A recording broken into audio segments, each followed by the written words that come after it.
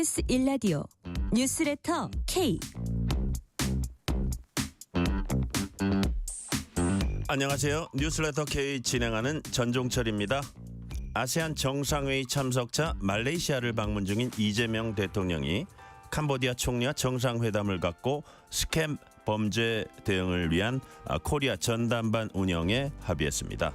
이어서 경주 에이펙 정상회의를 계기로 29일엔 한미 정상회담, 다음 달 1일엔 한중 정상회담이 열립니다. 또 오는 30일엔 미중 정상회담이 열리는 등 외교 슈퍼위크가 펼쳐집니다. 정청래 민주당 대표는 이번 외교 슈퍼위크 기간에 여야가 정쟁을 멈추고 합심해서 국운 상승에 힘을 모으자고 제안했습니다. 국민의힘은 에이펙 성공을 위해서 모든 힘을 보태겠다고 화답하면서도 에이펙 정상회의는 이재명 정권이 호언장담했던 관세협상 타결 시한이라면서 빈 껍데기 협상이 돼선 안 된다고 압박했습니다. 정치 토크 코너에서 정치 현안 자세히 분석합니다. 인터뷰 코너에선 최은미 아산정책연구원 연구위원과 함께 다카이치 일본 총리 취임 이후 한일 관계를 전망해봅니다. 청취율 조사 기간입니다. 02로 시작되는 전화가 오면은 뉴스레터 K라고 대답해 주시면 감사하겠습니다. 방송 중에 사연 보내주시면은 추첨을 통해서 치킨 교환권 보내드릴 테니까요. 많은 참여 부탁드립니다. 뉴스레터 K 지금부터 시작합니다.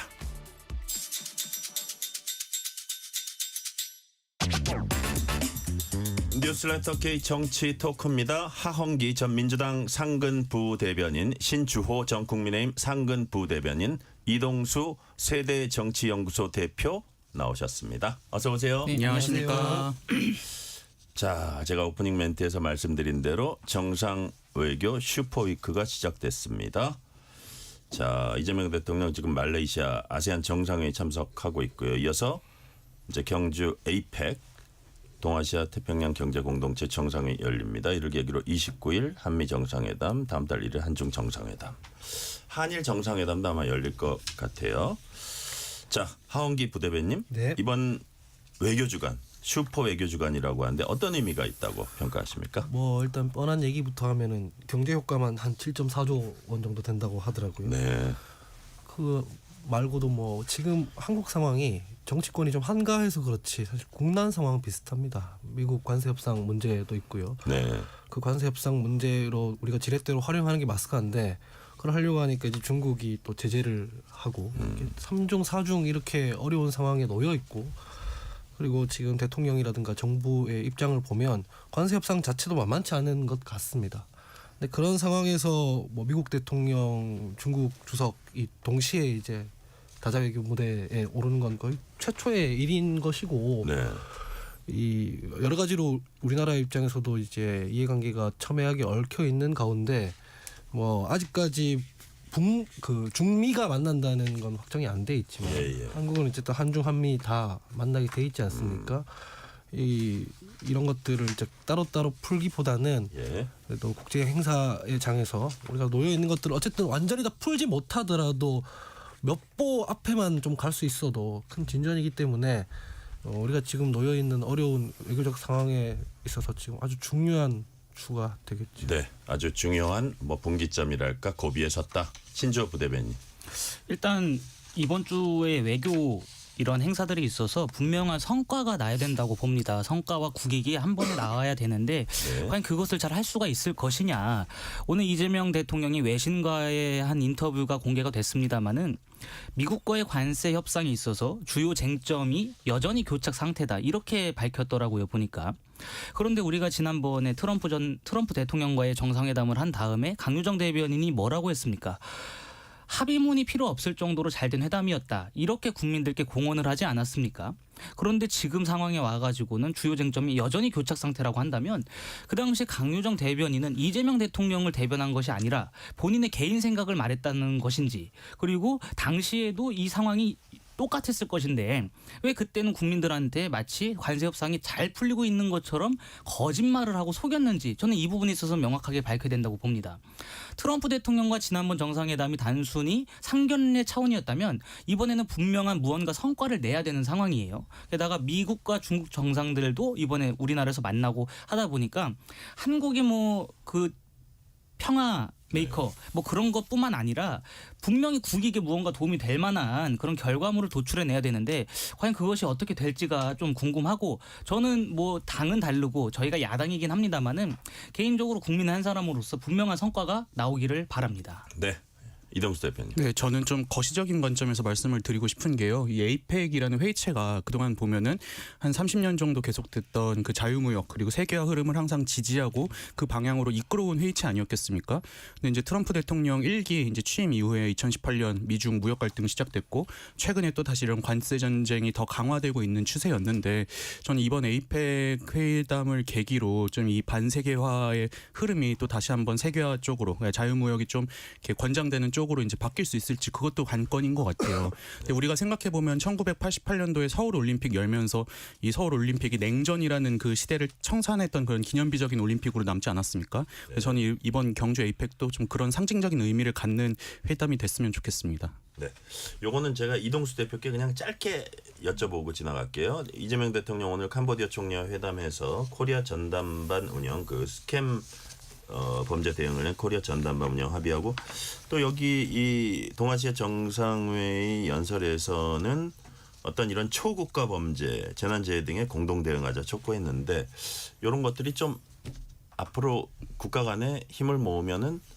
뭐 국제 보이스피싱 범죄 같은 게 좀 어떻게 그 근절되는데 도움이 될 수 있을까요? 네, 저는 도움 된다고 생각을 합니다. 그 이재명 대통령이 얼마 전에 초국가 범죄 근절 회의에서 한국인 건드리면 뭐 패가 망신했다는 거 보여주겠다 이렇게 또 주장하기도 했고 또 이제 어제였나요? 그 캄보디아 총리도 우리 지금 최선을 다하고 있다 이렇게 좀 변명 아닌 변명을 이렇게 했잖아요. 네. 근데 이제 우리가 과거에 그 미국 드라마 나르코스라는 드라마를 보면은 그 콜롬비아 마약 카르텔이 자국의 뭐 경찰, 판사 다 이렇게 암살하고 하는데도 정작 그 미국의 마약 단속국 DEA 직원들은 아예 건들지도 못하거든요. 근데 그 이유가 DEA 직원 건드렸더니 이제 카르텔이 그냥 쑥대밭이 되더라 이런 인식을 심어줬기 때문인데 저도 이참에 또 최근에 이제 캄보디아에서도 그런 얘기가 나오고 있잖아요. 그 한국인들 건드리면 귀찮아진다 이래가지고 이제 또 잘 안 받는다 이런 뉴스들도 나오고 있는데 저는 이렇게 좀 국민의 안전을 위해서라도 세계적으로 이런 메시지를 심어주는 건 필요하다고 보고 있습니다. 네, 요거는 하은기 부대변인한테 한번 여쭤볼게요. 한미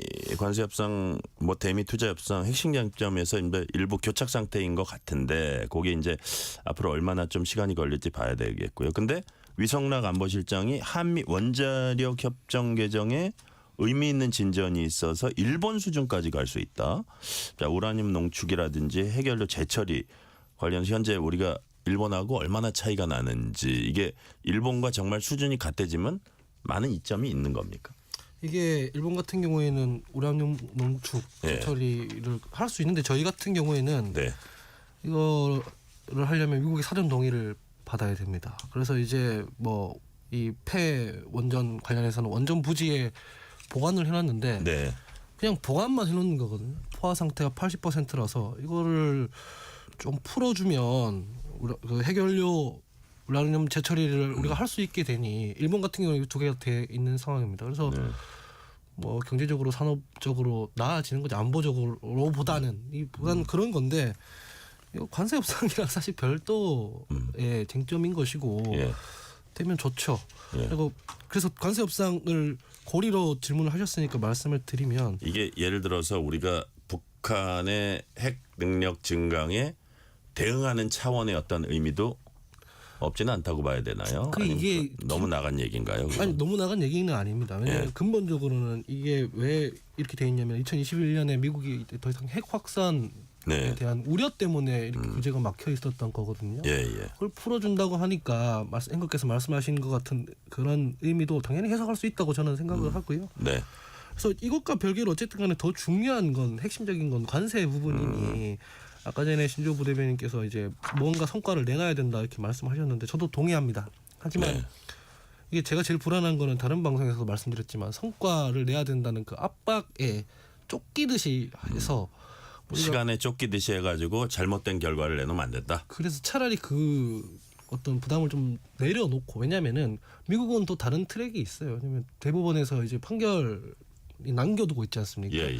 관세 관련해서 미국에서는 무조건 의회 승인 사안이기 때문에 그것까지도 이제 시간이 있기 때문에 꼭 에이펙 기간 동안 뭘 처리해야 된다. 뭐 관세가 안 되면 뭐 다른 거라도 가져와야 된다. 이렇게 쫓기듯이 할 필요는 없다. 저는 그렇게 생각합니다. 네. 시간에 쫓기듯이 할 필요는 없다. 그렇게 이제 하고요. 그다음 약간 관련되는 다른 주제로 넘어갈게요.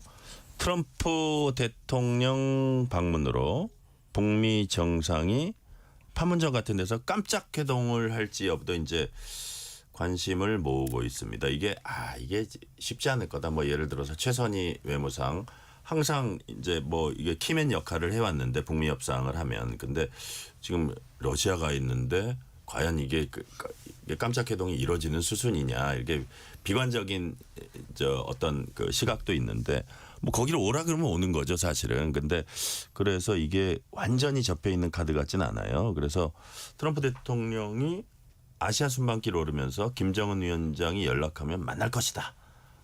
북한은 일종의 핵보유국이다. 뭐 이런 얘기들 어떻게 들으셨어요, 신주호 부대변인? 저는 아마 판문점에서 트럼프 대통령과 김정은이 만날 거라고 봅니다. 이번에 예, 정동영 통일부 장관이 판문점 북측에서 고급 정보를 입수하신 거예요? 그건 아니고 장례를 이렇게 정리하고 있었다, 뭐 주변 정리를 하고 있었다, 그런 얘기를 먼저 하지 않았습니까? 그런 걸 보면은 우리 정부 차원에서도 미국과 북한 측과 긴밀하게 공조를 하면서 네. 두 나라의 정상 간의 만남을 조율을 해보려고 하는 것 같아요. 그래서 저는 오히려 최선희 외무상이 러시아로 갔기 때문에 더더욱 가능성이 보인다. 있다고 좀 봅니다. 러시아로 왜 갔겠느냐, 이 상황에서 지금 한미일 공조에 대응하기 위해서 북중러 동맹이 엄청 강화되지 않았습니까? 네. 그러한 상황에서 북한 입장에서도 무조건 트럼프를 만나기가 굉장히 부담스러울 겁니다. 그러다 보니까 최선희 외무상을 통해서 이른바 김정은의 그 특사 형식으로 해가지고 지금 가서 우리가 트럼프를 만나는 것에 있어서 어느 정도 양해해달라라는 그 메시지를 들고 가지 않았을까라고 전 추측을 하고요. 네. 무엇보다 트럼프 대통령의 의지가 굉장히 강할 겁니다. 이번에 노벨 평화상을 못 받으면서 본인이 뭐 다음에 노리겠다 이런 식으로 지금 의지를 밝힌 상황이기 때문에 이스라엘 가자 지구도 안 됐고 우크라이나 러시아 간의 중재 역할도 제대로 안 됐으면은 지금 상황에서 노벨 평화상을 받을 수 있을 만한 명분이 북한과의 관계 개선밖에 없다. 전 그렇게 보기 때문에 여러 가지로 종합해 볼 적에 안 만난다라는 얘기를 지금 명확히 하고 있지 않은 상황에서는 이번엔 만날 거라고 봅니다. 네. 이게 북한 핵보유국 지위 인정, 이게 되게 민감한 문제인데 사실은 어쨌든 트럼프 대통령이 김정은을 되게 만나고 싶다는 의지의 표명 같거든요. 이동수 대표님 네, 어떻게 저도 평가하세요? 이제 트럼프 대통령이 김정은을 굉장히 만나고 싶어하는 것 같긴 해요. 그래서 네. 이 지금 이 메시지들도 우리 과거에 했던 표현 빌리자면 그린라이트 쏘는 거 아닌가, 저는 이렇게 생각을 하는데요. 일단 그게 과연 쉬울까라는 저는 의구심을 갖고 있습니다. 왜냐하면은 그동안 우리가 북한이 핵무기를 갖고 있다는 걸 기정사실화했지만 핵보유국으로 인정하지 않았던 거는 네. 이제 핵 개발에 따른 뭐 대북 제재를 이동안 해왔었는데 그걸 이제 인정하는 순간 또 풀어줘야 되는 그런 압박을 받게 되는 거잖아요. 그리고 이제 동북아의 그런 비핵화 질서가 흔들릴 수도 있는 위험이 있기 때문에 그동안에 이 미국 대통령들이나 미국에서 굉장히 이거를 경계해 왔었는데, 트럼프 같은 경우에 지금 또 노벨 평화상이나 이런 데 욕심이 있지 않겠습니까? 그런 차원에서 자꾸 이렇게 김정은에게 메시지를 보내는 것 같아요. 근데 이제 저는 두 가지 측면에서 좀 어려울 수도 있다고 생각하는 게, 일단 첫 번째로 그 얼마 전에 이제 중국 그 전승절 열병식 때 이제 김정은이 푸틴 그리고 시진핑이랑 같이 또 이제 열병식도 참가하고 했는데, 사실상 이 북한의 뒷배는 중국과 러시아잖아요. 근데 중국과 러시아가 과연 김정은과 트럼프가 만나는 거를 용인해 줄까라는 데서 좀 의문을 갖고 있고요. 네. 두 번째로 이 기간이 지금 이번 에이펙 기간으로 지금 예상이 되고 있는 거잖아요. 근데 사실 지금 가장 큰 이벤트는 중국이나 미국 입장에서 봤을 때는 이제 미중 정상회담이 돼야 되는데, 만약에 또 여기서 북미 정상회담이 껴버린다면은 또 세간의 관심이 그쪽으로 이제 쏠릴 수 있고, 그걸 과연 시진핑 국가주석이 용인을 할까? 저는 이 부분에서는 어려울 수도 있겠다고 생각을 하고 있습니다. 네. 자, 하원기 부대변인한테는 녹취 하나 듣고 계속 되니까 질문 드릴게요. 이번 외교 슈퍼위크 맞이해서 여당은 잠시 정쟁 멈추자 이렇게 제안했습니다. 정청래 민주당 대표 얘기 들어보시겠습니다. 외교 슈퍼위크인 이번 주만이라도 여야가 정쟁을 멈추고 에이펙 성공을 위하여 무정쟁 주간을 선언하고 오직 대한민국의 성공을 위해서 같이 노력했으면 좋겠습니다. 사례도 있습니다. 2002년 월드컵 때 야당이던 한나라당 서청원 대표가 무정쟁에 합의했고 1998년 IMF 때도 국회의장 주도로 무정쟁을 합의한 바 있고 1988년 서울 올림픽 때도 김대중 대통령 등 야권 지도자가 주도해서 정쟁을 중단하고 대한민국 성공만을 위해서 노력했던 역사가 이번 주에 다시 이루어지기를 희망합니다. 저부터 솔선수범하겠습니다. 해야 할 말도 많고 다뤄야 할 이슈도 많지만 적어도 이번 주에는 불가피한 정책 발언만 하고 정쟁적 발언을 삼가하도록 하겠습니다. 자, 하은기 부대변인님. 네. 지금 정청래 대표가 이번 주만이라도 어쨌든 정쟁 중단하자 제안한 배경 뭐라고 보시는지 어떻게 평가하세요? 뭐 좋아요. 좋은데 지난번에 대통령 외교 순방 갔을 때 제가 다른 방송에 가서 그랬거든요. 네. 그때 어떤 일이 있었냐면은 조희대 대법원장 관련해 가지고 법사위에서 막 시끄러웠어요. 무슨 뭐 구설 그러니까 설화 같은 것들이 막 나오고. 그래서 제가 그때 뭐라 그랬냐면은 대통령 외교 중일 때는 여당 야당 할 거 없이 좀 조용히 해줘야 된다. 다른 스피커들은. 근데 야당은 어쩔 수 없이 뭐 공격한다 치더라도 여당에서 막 우리끼리 싸우고 이러면 어떡하냐 막 제가 그렇게 비판했거든요. 네. 지금도 마찬가지인 게 여당에서 뭔가 쓸데없는 소음이라든가 잡음이라든가 안 만들어내면 그냥 외교에 집중해서 대통령이 할 수 있을 거예요. 지금 뉴스의 흐름을 보면 법사위나 과방위에서 말도 안 되는 어떤 자극적인 것들을 버려서 이제 대통령이 하고 있는 통치를 묻히게 하는 거지 않습니까? 네. 근데 야당 말이 별로 없어요. 야당에 대해서 언론들이 크게 관심 안 가지고 있거든요. 원래 언론의 생리가 정부나 여당이 하는 일에 더 관심이 많은 법이고 하기 때문에 좋은 일이라 생각을 하고 여당에서 꼭 정쟁이 아니더라도 좀 쓸데없는 일로 소란을 안 만들면 네. 일주일 동안 대통령이 하는 행보가 좀 집중될 것이다 이렇게 생각합니다. 네. 신조 부대변인께서는 어떻게 여야가 다 한 일주일 동안 그렇게 할 수 있다고 보세요?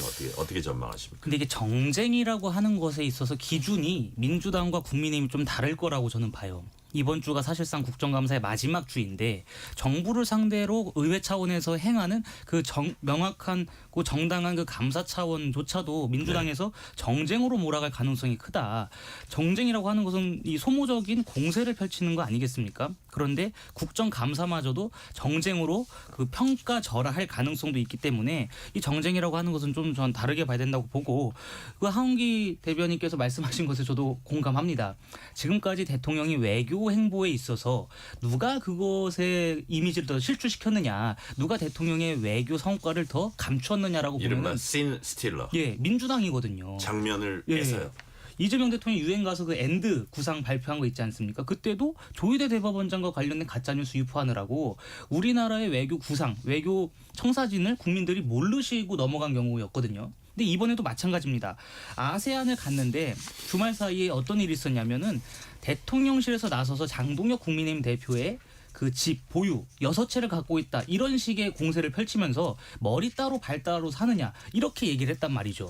야당 대표를 향해서 그러한 말을 하는 건 저 처음 보지만 좀 대통령이 나가 있으면 대통령실 차원에서는 약간 좀 점잖게 가야 되는데 대통령실이 발벗고 나서서 야당 대표를 향해서 그런 저열한 언사를 펼친다. 정쟁을 누가 이끌고 있는지 저는 한번 민주당과 정부 차원에서 되돌아봐야 된다고 봅니다. 네, 이동수 대표님. 네, 저도 이 부분은 뭐 메시지는 긍정적으로 평가하고 싶은데요. 메신저는 좀 부정적으로 보고 있습니다. 왜냐하면 왜 하필 지금 시점인가 했을 때 결국에 민주당 정청래 대표의 생각은 그 젊은 층에서 많이 쓰이는 유행어를 빗대서 표현하자면 무승부를 하지 않을래? 이런 좀 마인드인 것 같아요. 지금 근래에 어떤 민주당에서 터져나온 이슈, 정부 여당에서 터져나온 이슈들이 민주당에게 상당히 불리한 이슈들이 많지 않았습니까? 네. 뭐 대표적으로 이제 부동산 문제나 아니면 이제 관료들의 갭 투자 의혹 같은 것들이 있을 수 있는데 지금 이제 너무 이제 수세에 몰리다 보니까는 이 정상회담이나 이런 걸 빌미로 좀 여론을 전환하기 위한 의도가 아니었나. 근데 다만 이제 그동안 정청래 대표가 보여준 모습을 보여주면은 그 시기와 상관없이 이제 야당에 굉장히 공격적이고 비판적인 태도를 보여줬었는데 지금 와서 이제 이런 얘기를 하는 게 과연 이제 야당을 상대로 설득력이 있을까 저는 그런 생각을 갖고 있습니다. 어떻게 보면 뭐 외교 안보 사안 갖고 조금 말을 신중히 하고 요 정도면 국감은 뭐 조용히 진행을 하면서 뭐 절충할 수도 있을 것 같은데 여튼 한번 지켜보기로 하시고요. 오늘 대검찰청 대상으로 한 법사위 국감에서 겸 짓고 있었던 안가 모임 참석자인 이완규 전 법제처장 출석했습니다. 지난주에 이어서 이번에도 증인 선서 거부했습니다. 하원기 부대변인 어떻게 보세요? 뭐 이걸 반법 치적 발상 뭐 위원장 그러시던데 그건 아니고 뭐 그분의 어떤 권리죠. 그런데 증인 선서 안 하겠다는 거는 해석할 수 있는 갈래가 하나밖에 없지 않습니까? 정직하게 말을 못 하겠다는 얘기잖아요, 사실은. 아니면은 증인 이게 선서 뭐 안 해도 되긴 되는 겁니까? 증인 선서 강제로 할 수 있는 방법이 없죠. 그래요. 증인 네, 선서를 하고 얘기를 했는데 나중에 그것도 본인의 권리라는 얘기를 하더라고요. 그러니까 방어권인 거죠 일종의. 근데 그렇죠. 저는 그렇게 생각을 합니다. 아니 증인 선서하고 뭐 좀 불리한 얘기면은 대답을 안 한다거나 네네. 그래야 되는데 괜히 얘기했다가 위증으로 걸려서 더 크게 처벌받을 것 같으니까 증인 선서 안 하는 거지 않습니까? 또 이렇게 얘기하면은 보편적인 사람들은 합리적으로 추론하기를 저 사람 죄가 있구나. 거짓말을 해야 되는 문제가 있겠구나. 뭐 진실에 입각한 얘기는 못하니까 저러겠구나 이렇게 생각하지 않겠습니까? 네. 그래서 저는 뭐 불리할 거라고 봅니다. 본인이 네. 방어권이라고 치더라도. 네. 사람들이 볼 때는 불리하게 본다. 이동수 이게 대표님. 예, 오늘 이제 이완규 전 법제처장 한 이야기를 제가 그냥 그대로 따왔는데요. 한번 말씀을 드리겠습니다. 일단 형사소송법 제 148조에 따르면은 이제 네. 유죄 판결을 받을 사실이 드러날 염려가 있는 증인은 뭐 거부할 수가 있는데 자기가 여기에 해당한다 이렇게 얘기를 했고요. 또 국정감사 및 조사에 관한 법률에 따르면은 이제 의원은 직접적인 이해관계가 있거나 아니면 공정을 기할 수 없는 그런 현저한 사유가 있을 때는 그 사안에 대해서 뭐 감사나 조사에 참여할 수 없다 이렇게 지금 얘기를 했어요. 그러니까 이제 이전 법제처장의 주장은 이제 국회 법사위에서 자신을 이제 위증으로 고발했고 또 안가 모임 관련해서 내란 동조 혐의로 고발한 민주당 의원들이 법사위에 있기 때문에 이건 이해 충돌 같은 게 좀 있지 않느냐. 그래서 자기는 못하겠다 이건데 저는 이 발언을 들으면서 우리 과거에 막 법꾸라지 뭐 이런 표현들 많이 썼잖아요. 그냥 법적 지식을 바탕으로 본인이 좀 불리한 상황을 좀 면피하려고 하는 그런 네. 걸 이제 법꾸라지라고 비판을 했는데 그런 인상을 많이 받았거든요. 그래서 저는 법을 지킨다는 게, 그 법의 가치를 지킨다는 게 그 법 조항을 지킨다는 것도 중요하지만 그 이상으로 이 법이 만들어진 어떤 취지나 그 함의된 어떤 가치를 지키는데 더 큰 좀 노력을 기울여야 되는 게 그 법률가들의 어떤 의무가 아닌가라는 생각에서 좀 아쉬운 그 마음이 많이 들었습니다. 예. 신주호 부대변인 짧게. 민주당이 고발한 사람을 민주당이 국정감사 증인대에 세워가지고 네. 물어보겠다. 이거는 국정감사를 하겠다는 게 아니라 그 사람을 조사하겠다라는 것밖에 안 되죠. 보나마나 뻔하지 않겠습니까? 확인되지도 않은 것들을 기반으로 이완규 법제처장을 상대로 고성치고 윽박지를 게 뻔합니다. 그렇기 때문에 이것은 이완규 처장 입장에서는 당연히 행할 수 있는 권리라고 저는 보고 반법치적 발상이라고 하시면 안 되는 게요. 이재명 대통령도 재판장에 나와라. 그리고 구인을 하겠다. 이런 것까지 다 거부해가면서 법정에 안 가지 않았습니까? 그렇게 해서 과태료까지 맞은 분이야말로 이재명 대통령이에요. 누가 더 반법치적 발상에 입각해가지고 그런 행보를 보였는지 민주당 스스로 좀 되돌아봐야 된다고 봅니다. 법무부가 대검찰청 감찰 사안이었던 건진법사 관본권 띠지 분실 의혹 사건, 쿠팡 퇴직금 불기소 외압 의혹 사건 상설특검에 넘기기로 했습니다. 자, 이렇게 되니까 4개 특검이 동시에 이제 가동되게 됐습니다. 이게 비판되는 지점이 좀 있던데 크게 보면 2가지예요. 이게 특검 거리가 되나, 지금 3개 특검하고 있는데 4개 특검 사상 초유로 가동하는 거리가 되나, 요거 하나 있고, 또 하나의 비판의 지점은 지금 수사 기소 분리로 검찰 개혁 막 가고 있는데 수사 기소 같이 하는 특검을 또 이런 식으로 계속 벌려나간다? 이게 온당하냐? 하원기 부대변인님 어떻게 보세요? 이 검찰의 의혹에 대하여 하는 거니까 뭐 검찰한테 맡길 수 없어서 뭐 예, 이런 건데 예. 뭐 정직하게 말씀드리면은 공수처를 왜 만들어놨을까는 의문은 듭니다. 공수처를 이렇게 애지중지하면서도 못 믿는 거네요. 쉽게 말해. 아니 그러니까 검사들 혹은 법원, 고위공직자들 특히 그중에서 핵심적인 건 검찰이에요. 검찰에 대한 견제 장치가 없기 때문에 검찰에서 뭔가 죄가 있거나 잘못을 하거나 이런 거 수사하라고 공수처 만들어 놓은 거 아닙니까? 네. 그럼 공수처는 올려놓고 이런 거 검사들에 대해서 검찰에 대해서 뭔가 수사가 필요할 때마다 상설특검을 만들려고 한다면 공수처의 존재 의의가 없어지는 거지 않습니까? 그래서 또 논리적으로는 사실 뭐만 하면 특검부터 만든다는 게 이해가 잘 안 되긴 합니다. 네. 신주호 부대변인. 저랑 너무 의견이 같으셔가지고 자, 그럼 다음으로 넘어갈게요. 의견이 같으면은 이거 들을 필요 없고 시간을 더 많은 주제를 다루기 위해서, 자, 민주당이 사법개혁 전선 넓히는 모양새입니다. 대법관 증언 재판소원제 법 왜곡죄에 이어서 여당이 지금 이제 사법부 신뢰회복과 사법행정 정상화 TF 구성하고 여기서 거론하고 있는 것 중에 하나가 법원행정처 폐지예요. 법원행정이 폐쇄적이고 수직화돼 있다. 대법원장이 정권을 휘두르는 구조로 돼 있어서 개혁이 어렵다는 게 이제 민주당이 어떤 이 전반적으로 좀 고쳐야 된다는 취지입니다. 자, 법원행정처 폐지를 포함한 사법행정 개편 추진. 이동수 대표님 네. 어떻게 평가하세요? 저는 이게 지금 현재 이재명 대통령이 사법 리스크가 아예 해소가 되지 않은 상황이지 않습니까? 네. 특히 이제 첫 번째 재판이었던 이재명 대통령 공직선거법 위반 사건이 지금 이제 대법원의 파기환송으로 인해서 고법으로 가 있는데 민주당에서 이 과정을 좀 압박하기 위한 목적이 아닌가 싶어요. 그러니까 민주당이 지금 판단을 했을 때 고등법원도 결국에는 조희대 대법원장의 어떤 영향력에서 자유로울 수 없기 때문에 네. 이 대법원장이 각급 법원들의 이제 영향력을 끼칠 수 있는 뭐 특히 이제 인사라든지 예산이나 이런 권한들을 좀 빼내겠다, 혹은 아니면 재판에 대한 어떤 영향력을 줄여나가겠다 이런 차원에서 좀 이 법원행정처나 이런 데를 또 개혁해야 된다고 주장하는 게 아닌가 저는 그렇게 보고 있습니다. 네. 자, 신지호 부대변인은 어떻게 보세요? 그 마음에 안 들면은 법원 행정처도 없애고 이러다간 대법원도 없앨 거고 이렇게 하다 보면 또 국민의힘도 위헌정당으로 해서 없애지 않겠습니까? 이 모든 것들이 결국에 민주당 일당 독재의 길로 가는 지름길이다 그렇게 생각을 합니다. 그리고 이게 관련돼 가지고 과거 이탄희 전 의원도 법안을 제출했었는데 네네. 그럼 그때는 왜 입법을 안 했습니까? 그때도 민주당이 압도적 다수의 정당 아니었겠습니까? 근데 그때와 지금 다른 게 있죠. 지금은 조희대 대법원장 시절이고 당시에는 김명수 대법원장 시절입니다.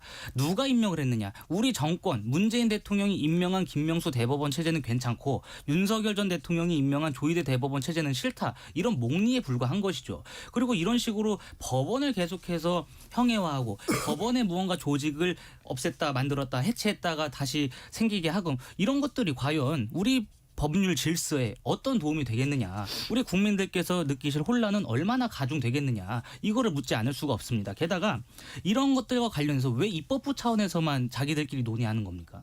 법원 개혁에 있어서는 법원 당사자들의 이야기도 들어봐야 되는 거예요. 법원은 아무나 들어갈 수 있는 데가 아닙니다. 우리가 판사는 아무나 될 수가 없어요. 반면에 국회의원은 국민한테 뽑히면 누구나 될 수 있는 거 아니겠습니까? 그러면 그 내부에 있어서 전문성이 누가 더 확보가 되어 있겠느냐. 저는 법원이라고 생각합니다. 그럼 법원의 이야기도 들어본 다음에 그걸 토대로 국회 차원에서 논의를 해야지 그게 아니라 민주당 입맛대로 하겠다. 이거는 법원을 해체하겠다라는 의지까지도 나중에 내비칠 수 있기 때문에 굉장히 위험한 발상입니다. 자, 하원기 부대변인님, 지금 신지호 부대변인님 말씀은 조희대 대법원장, 그 조희대 대법원을 압박할 수 있는 모든 수단은 하는 차원에서 또 나온 거기 때문에 이것은 어떤 예를 들어서 사법제도 개혁이라기보다는 어떤 압박 수단에 불과하다 이런 취지로 말씀하셨거든요. 동의하십니까? 국민의힘은 이제 이 얘기가 나오면은 이제 민주당 일당 독재, 나중에 뭐 대법원까지 없애겠다 이런 얘기를 하는데 그거는 이제 헌법을 개정해야 되는 사안이라서 불가능한 일이고. 네.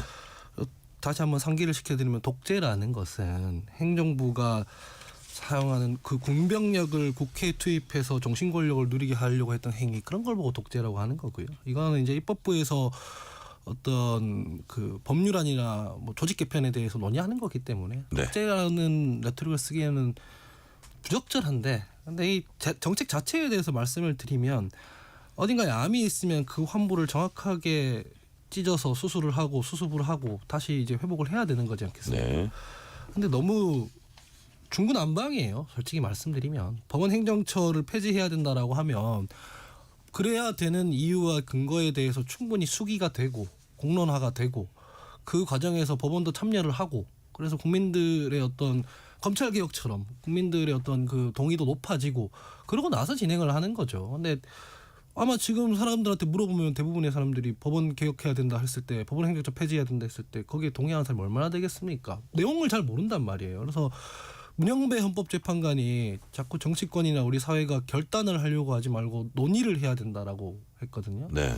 민주당이 우리는 개혁의 주체고 법원이나 언론은 개혁의 대상이니 우리가 한다 이렇게 갈 게 아니라, 이런 문제가 있으면은 실제로 그 주체들 법원 행정처 다 불러 모아서 수기를 한 과정을 거치고 네. 해야 된다고 생각을 합니다. 뭐 야당의 공세에 대해서 좀 억울하고 할 수도 있죠. 근데 그건 그것대로 하더라도 우리 이제 뭐 사법 절차 자체를 바꾸는 문제에 대해서 이렇게 속도전을 할 문제는 아니다. 네. 자, 국민의 공감을 얻어가는 절차가 필요하다는 말씀이시고요. 실시간 교통 상황 알아보겠습니다. 라디오 교통정보센터 서휘영 리포터 나와주세요. 네, 월요일이라 퇴근 정체가 심한 편은 아닌데요. 그래도 곳곳에 이동량이 늘었습니다. 서울시내 내부순환로 성산 쪽 종암분기점에서 연희램프까지 차간거리 좁혀집니다. 강변북로 일산 방향 동호대교에서 월드컵대교까지, 또 같은 방향 올림픽대로는 청담대교에서 가양대교까지 밀려 지납니다. 이어서 수도권 제1순환선 송내까지 양방향으로 10km씩 정체고요. 서해안고속도로 서울 쪽으로 발안에서 8탄 분기점까지 밀리고 매송휴게소에서 팔곡 분기점 지나기 어렵습니다. 이후 일직 분기점에서 정체입니다. 나란히 가는 평택 시흥고속도로 조암에서 송산마도까지 지체 서행합니다. 강릉 방향 영동고속도로는 안산 분기점에 화물차 사고 나서 현재 갓길로 옮겨 처리 중입니다. 반대 인천 쪽으로는 동수원로가 또 북수원까지 밀리고요. 군포와 군자 분기점에서도 차간거리 좁혀 지납니다. KBS 교통정보센터였습니다.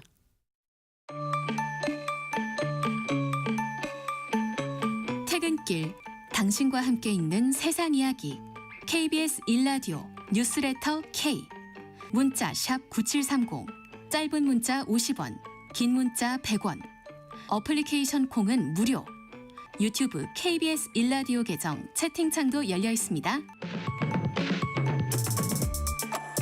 뉴스레터 K 정치 토크 하헌기 전 민주당 상근 부대변인, 신주호 전 국민의힘 상근 부대변인, 이동수 세대 정치연구소 대표와 얘기 나누고 있습니다. 자, 청취율 조사 기간 제가 문자 몇 개 읽어드릴게요. 0441님이 에이펙 성공을 바라는 뉴스레터 K 찐 청취자입니다. 청취율 조사가 오늘까지라고 하던데 좋은 결과 기원합니다. 감사드립니다. 성진모님이 콩에 올리신 사연입니다. 편의점에서 일하는데 손님이 지금 듣는 라디오 주파수 물어보시네요. 97.3 KBS 1라디오 뉴스레터 K 알려드렸습니다. 8355님이 경산에서 경주로 출퇴근하고 있어요. 철저한 준비 때문인지 경주는 벌써 교통체증이 시작됐습니다. 자, PD님 요거 조금만 올려주세요. 자, 뉴스레터 K 응원합니다 라는 말씀이시고요. 자, 본 질문으로 돌아오겠습니다. 지난주 국감에서 김대웅 서울고등법원장이 사실은 뭐 원론적인 대답을 한 거예요. 국민의힘 의원이 그 이 대통령 파기환송심 기일 다시 잡을 수 있냐 이렇게 질문하니까 이론적으로는 그렇다, 불가능한 건 아니다 해서 그런지 여당에서 뭐 이재명 대통령 재판 재개될 수 있나 해서 그런지 재판 중지 법안 이것들이 또 약간 언급이 되고 있는 것 같습니다. 그래서 국민의힘은 민주당의 재판 중지 법안 추진 움직임을 비판했습니다. 장동혁 국민의힘 대표 얘기 들어보시겠습니다. 경고합니다. 이미 국민의 인내는 한계에 도달했습니다. 만약 더불어민주당이 재판 중지법을 통과시킨다면 그 즉시 이재명 정권이 중지될 것입니다. 자신이 변호해서 잘 안다며 이재명 대통령의 무죄를 확신하고 오히려 그것을 넘어서 맹신하고 있는 이재명 무죄 호소인 법제처장의 발언을 그대로 따른다면 무죄가 확실한 이재명 대통령의 재판을 재개하지 못할 이유가 전혀 없습니다. 그렇다면 이재명 대통령의 5개 재판이 당장 재개돼야 합니다. 절반의 국민도 대통령의 재판 재개를 바라고 있습니다. 이것이 국민의 명령입니다. 이건 짧게 한번 여쭤볼게요. 하 부대변인한테. 이게 사실 지금 재판이 다 중지돼 있잖아요. 네. 웬만한 상황 변하면 이게 재판이 재개되기가 쉽지 않을 겁니다. 네. 근데 재판 중지 법안까지 통과시킨다? 굳이 이래가지고 사람들한테 이거를 리프레시 시킨다 그러나 다시 각인시킬 필요가 있을까요? 어떻게 보세요? 일단 저는 그 조희대 대법원장 청문회 부른다고 했을 때 비판적인 입장이었습니다. 저희 당에서 하는 거에도 불구하고 그 개별 재판에 대해서 자꾸 법관들 불러서 그러면 안 된다고 생각을 하는데 같은 맥락에서 정확하게 같은 맥락에서 김대웅 고등법원장이 얘기한 것도 부적절하다고 생각해요. 이렇게 물었으면은 재판에 대해서 얘기할 게 아니다. 뭐 이렇게 하고 말아야 되는 거지. 이렇게 원론적으로는 뭐 이론적으로는 이렇다. 네, 그러니까, 이런 대답도 부적절하다. 네, 일관적으로 조희대 대법원장한테 민주당이 하면 안 되듯이 네, 이분도 그러면 안 되는 거라고 저는 생각을 일단 하고요. 예. 불소추 특권의 취지가 대통령이 국정 운영해야 되는데 거기 막 재판 쫓아다니고 수사기관 쫓아다니지 말라고 있는 거거든요. 예. 그게 뭐냐면은 공소를 제기하는 게 기소 아닙니까? 그래서 기소를 못하게 해놓은 거잖아요. 근데 국민의힘이나 일부 사람들은 뭘 요구하냐면 기소는 못하는데 재판은 가능하다라고 하잖아요. 재판은 공소를 유지하는 게 재판이에요. 공소를 제기하는 것은 국정 운영의 안정성을 떨어뜨리니까 안 되는데 공소를 유지하는 것은 그게 아니기 때문에 된다. 이게 형용모순이란 말이에요. 그래서 저는 이 문제를 가지고 헌법재판소에 가면은 당연히 재판이 중지되는 게 타당하다고 판결이 나올 거라고 생각을 합니다. 근데 불안하니까 이거 지금 통과시키는 거고 이렇게 하는 이유는 뭐냐면 장동혁 대표 같은 분이 흔드니까 뭐 지금 범죄자 대통령이 어쩌고 저쩌고 재판 재개해야 된다 그러고 국정 안정성이 흔들리든 말든 그렇게 얘기를 하고 있으니까 점점 에스컬레이션이 되는 거거든요. 민주당 입장에서 이 법안 발의하고 통과시키고 하는 것도 제가 봤을 땐 부적절합니다. 절차대로 가야 되는 거죠. 하지만 대선이 끝나서 이제 새 정부가 통치를 하고 있으면 정상적으로 비판하고 견제하고 해야 되는 거지. 자꾸 대통령 끄집어내서 재판하겠다고 하니까 이렇게 되는 거거든요. 그러니까 양 당이 좀 자중했으면 좋겠어요, 저는. 네. 신조 부대변님 어떤 의견이세요? 사실 이재명 대통령은 이 재판중지법이 아니더라도 본인의 재판에 많이 피해 왔었죠. 일단 그 부분은 명확합니다. 본인과 관련된 여러 의혹들 그리고 그것이 이어지는 재판장에 나오지 않은 경우가 다반사이기 때문에 저는 대통령으로 있어도 이 재판이 재개된다고 하더라도 국정 운영에 큰 영향력이 끼치지 않을 것이다라고 보고 이 재판중지법이 통과된다면 적용 대상이 누가 있냐는 겁니다. 이재명 대통령밖에 없는 거 아니겠습니까? 국회 차원에서 법을 통과시키는데 그것에 수혜를 입을 사람이 단 한 명이다. 그것도 현직 대통령. 5개 재판을 받고 있는 현직 대통령 단 한 사람이다. 이거야말로 위인설법의 전형이죠. 근데 이러한 것들을 지금 민주당이 불안하기 때문에 통과시키려고 한다? 저는 결국에 더 큰 국민적 공분만 살 거라고 봅니다. 그러니까 말씀하신 것처럼 어차피 그냥 두면은 재판은 재개가 안 될 거예요. 그리고 서울 고등법원장이 이야기한 것은 당연한 원칙적인 이야기를 한 겁니다. 그럼 그건 그대로 묻어놔야 되는데 괜히 민주당이 지금 긁어부스럼을 해가지고 이런 식으로 국민들의 관심을 집중시키고 이목을 끄는 것은 저는 정치적으로도 굉장히 부적절한 행태였다고 봅니다. 예. 이동수 대표님. 네, 아까 그 장동혁 대표 얘기했던 것처럼 지금 이재명 대통령이 5개 재판을 받다가 중단이 된 상태잖아요. 예. 근데 이제 물론 그 중에서도 뭐 대북송금과 관련된 재판이라든지 아니면 대장동과 관련된 건 워낙 좀 사안이 엄중하고 크기 때문에 전 이거는 나중에라도 뭐 할 필요는 있다고 생각을 합니다. 다만 이제 지금 민주당에서 뭐 재판을 중지해야 되고 뭐 재판 소원을 해야 되고 이 논의에 되는 그 사건은 사실은 이제 공직선거법 위반 사건이잖아요. 예. 근데 이제 이 공직선거법 위반 사건이 결국에 이재명 대통령이 이제 거짓말을 했다니까 핵심인데 저는 그거 가지고 만약에 이제 고등법원에서 다시 이제 또 유죄 판결을 내리고 피선거권을 박탈을 하는 그 형을 내렸을 때 전 이게 과연 사회적인 혼란이나 이런 것들이 감당이 될까? 그래서 이거 자체는 전 사안 자체는 그렇게 막 크진 않다고 저는 생각을 해요. 네. 그래서 저는 이 부분은 좀 이미 대선 때 이 사회적인 합의가 이루어졌다고 저는 보고 있거든요. 그래서 저는 이 부분은 좀 이렇게 우리가 현명하게 해결했으면 좋겠습니다. 예. 제가 요거 하나 짧게 말씀드리면 이재명 대통령을 찍은 사람들조차도 이재명 대통령을 지지한 국민들도 출구조사에 나오면서 이재명 대통령의 재판은 계속되어야 된다 이렇게 응답을 하셨습니다. 게다가 공직선거법이 큰 사안이 아니라고 하셨는데 대법관 12명 중에 10명이 유죄 의견을 낸 부분이에요. 이거는 작다고 말씀하시면 안 된다고 저는 봅니다. 그러니까 이제 그렇다고 지금 임기 중인 대통령을 다시 재판장에 끌어내서 일주일에 3번씩 하면은 나라가 어떻게 되겠어요.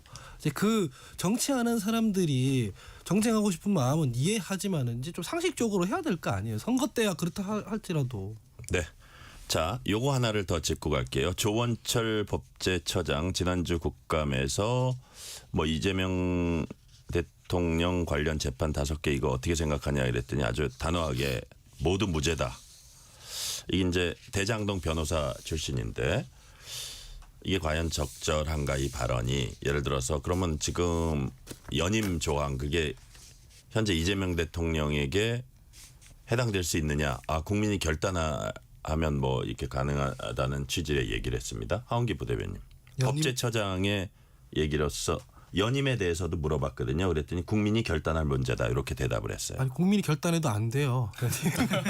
지금 헌법이 박혀 있습니다. 이거 네. 소급 안 된다고. 그래서 그렇게 식으로 법제처장이 얘기하면 안 된다고 저는 생각을 하고 아까도 방금 말씀드렸지만은 재판이 중지돼 있는 것은 헌법에 의해 중지돼 있는 거지 네. 뭐 무죄라서 중지돼 있고 뭐 그런 게 아닙니다. 그래서 법제처장이든 누구든 개인 재판에 대해서 이런 식으로 얘기하면 안 된다고 생각하고 공직자가 네. 정치인이나 평론가들은 얘기할 수 있죠. 무죄라고 생각한다고. 근데 이제 지금 이렇게 발언하는 것은 부적절하다 생각합니다. 이렇게 묻는 경우가 있어 국감에서 제가 답변 드리기에 적절하지 않다 선에서 가야 되는 거지. 네. 요즘엔 말을 너무 막 던지는 것 같아요, 다들. 네. 본인의 공직에 맞는 얘기를 했으면 좋겠다는 말씀이시고 주제를 바꿔볼게요. 과방위 최민희 위원장이 국감기간 화제 중심에 섰습니다. MBC 보도본부장 퇴장 건이 하나 있었고 그다음에 국감기간 국회에서 딸이 결혼식을 했습니다. 그래서 뭐 피감기관 기업 이런 데서 뭐 축의금 받은 거 아니냐 했더니 보좌관과 주고받은 메시지가 카메라에 포착됐는데 피감기관 기업관계 축의금 반환 보좌진에게 이제 지시한 거다 설명을 했습니다. 그랬더니 국민의힘은 돌려줘도 뇌물죄는 성립한다. 최민희 위원장 고발한다고 합니다. 이동수 대표님, 네. 이 상황 어떻게 평가하세요? 전 이 사진을 보면서 좀 가장 의아했던 부분이 뭐냐면은 축의금을 받았는데 돌려줘야 될 상황일 수도 있죠. 그리고 네네. 돌려주라고 한 의도도 맞는 것 같습니다. 근데 그걸 왜 보좌관이 돌려주나 이 생각이 들더라고요. 그냥 신부가 받은 거잖아요. 예. 아니면 신부가 돌려주든지 뭐 신부 어머니가 돌려주든지 그걸 해야지 신부가 받은 거를 어머니의 보좌관이 전달해 주는 것 자체가 저는 좀 사적 지시가 아닌가. 만약에 이게 갑질이 아니라면은 그 자체로 이제 보좌관이 거기 낄 자리가 아니다. 예, 거기 네, 이걸 네. 왜 이제 딸이 받은 거를 최민희 의원이 왜, 되거나 네. 아니면 딸이 되거나. 그렇죠. 근데 이제 보좌관이 돌려준다는 거는 그건 공적인 업무라는 거고 그럼 그 자체로서 과방위원장으로서 받았다는 걸 인정하는 게 아닌가 저는 그렇게 생각을 해요. 그 점을 예, 또 보셨군요. 그렇게 생각을 하고 또 두 번째로 그 액수가 이렇게 나왔잖아요. 네. 근데 이제 저희 일반인들은 이제 축의금 많이 해도 뭐 한 20만 원, 30만 원 하지 않습니까? 근데 보니까 다 100만 원 단위들이 많더라고요. 그래서 이 국회의원들 결혼식 할 때 이런 거 자녀들 결혼식 할 때 이런 거 들어오는 게 진짜 장난이 아니구나. 그러니까 예. 그 뭐 100만 원, 50만 원 막 이렇게 지켰으니까 야, 전부 다 해서 도대체 얼마 받는 거야? 예. 이런 생각을 사람들이 할 수 있을 것 같아요. 자, 짤막하게 하원기 부대변인. 호미로 막을 걸 가래로도 지금 못 막고 있다고 저는 생각을 그래요? 해요. 아니 처음에 이 청첩장 그 논란이 나왔을 때 뭐 국민 눈높이에 맞지 않았던 것 같습니다. 죄송합니다. 뭐 카드 결제 이런 것도 못했었지 않습니까? 제가 세세히 살피지 못했습니다. 이랬으면 그냥 넘어가요. 넘어간다고요. 근데 무슨 양자역학 얘기를 해버리고 양자역학 공부하느라고 뭐 딸 결혼식도 몰랐다. 네. 유튜브 보고 알았다. 이런 얘기를 하니까 이게 계속 커지는 거예요. 그러다 여기까지 온 거거든요. 그러니까 잘못했다고 한마디 하면 끝날 문제를 가지고 지금 이렇게까지 오고 있는 거다. 저는 그렇게 생각합니다. 네, 신조 부대변인. 그러니까 말씀하신 것처럼 딸의 결혼식 날짜조차도 한 유튜브 방송을 보고 알았다고 했는데 지금 드러난 정황이 자녀의 혼사기를 통해서 축의금 잔치를 벌인 거 아니겠습니까? 사실상 전 수금을 했다라고 봐요. 그렇기 때문에 보좌진이 낄 수밖에 없었고 이러다 보면 최민희 위원장이 앞으로 하는 모든 언행들에 불신을 가질 수밖에 없는 겁니다.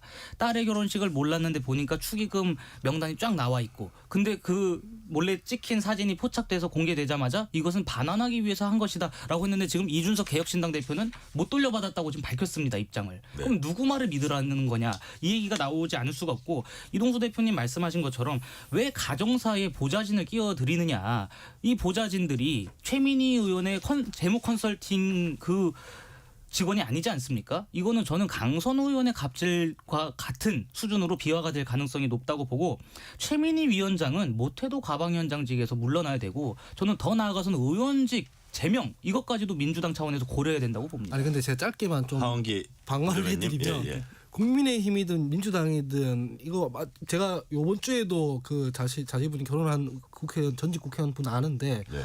이게 털어보잖아요. 다 똑같습니다. 사실 다 똑같아요. 그래서 축의금 얼마 받았냐 이거 문제로 가면은 이걸로 의원직 제명해야 된다 그러면 다 날아가야 돼요 사실은. 아니 거짓말을 했으니까. 거기까지 가면 안 된다고 저는 생각을 하고 네. 다만 아까 이준석 의원 같은 경우에도 그럼 자기는 축의금을 줬다는 얘기잖아요. 그렇잖아요. 그럼 뇌물 준 거예요? 아니잖아요.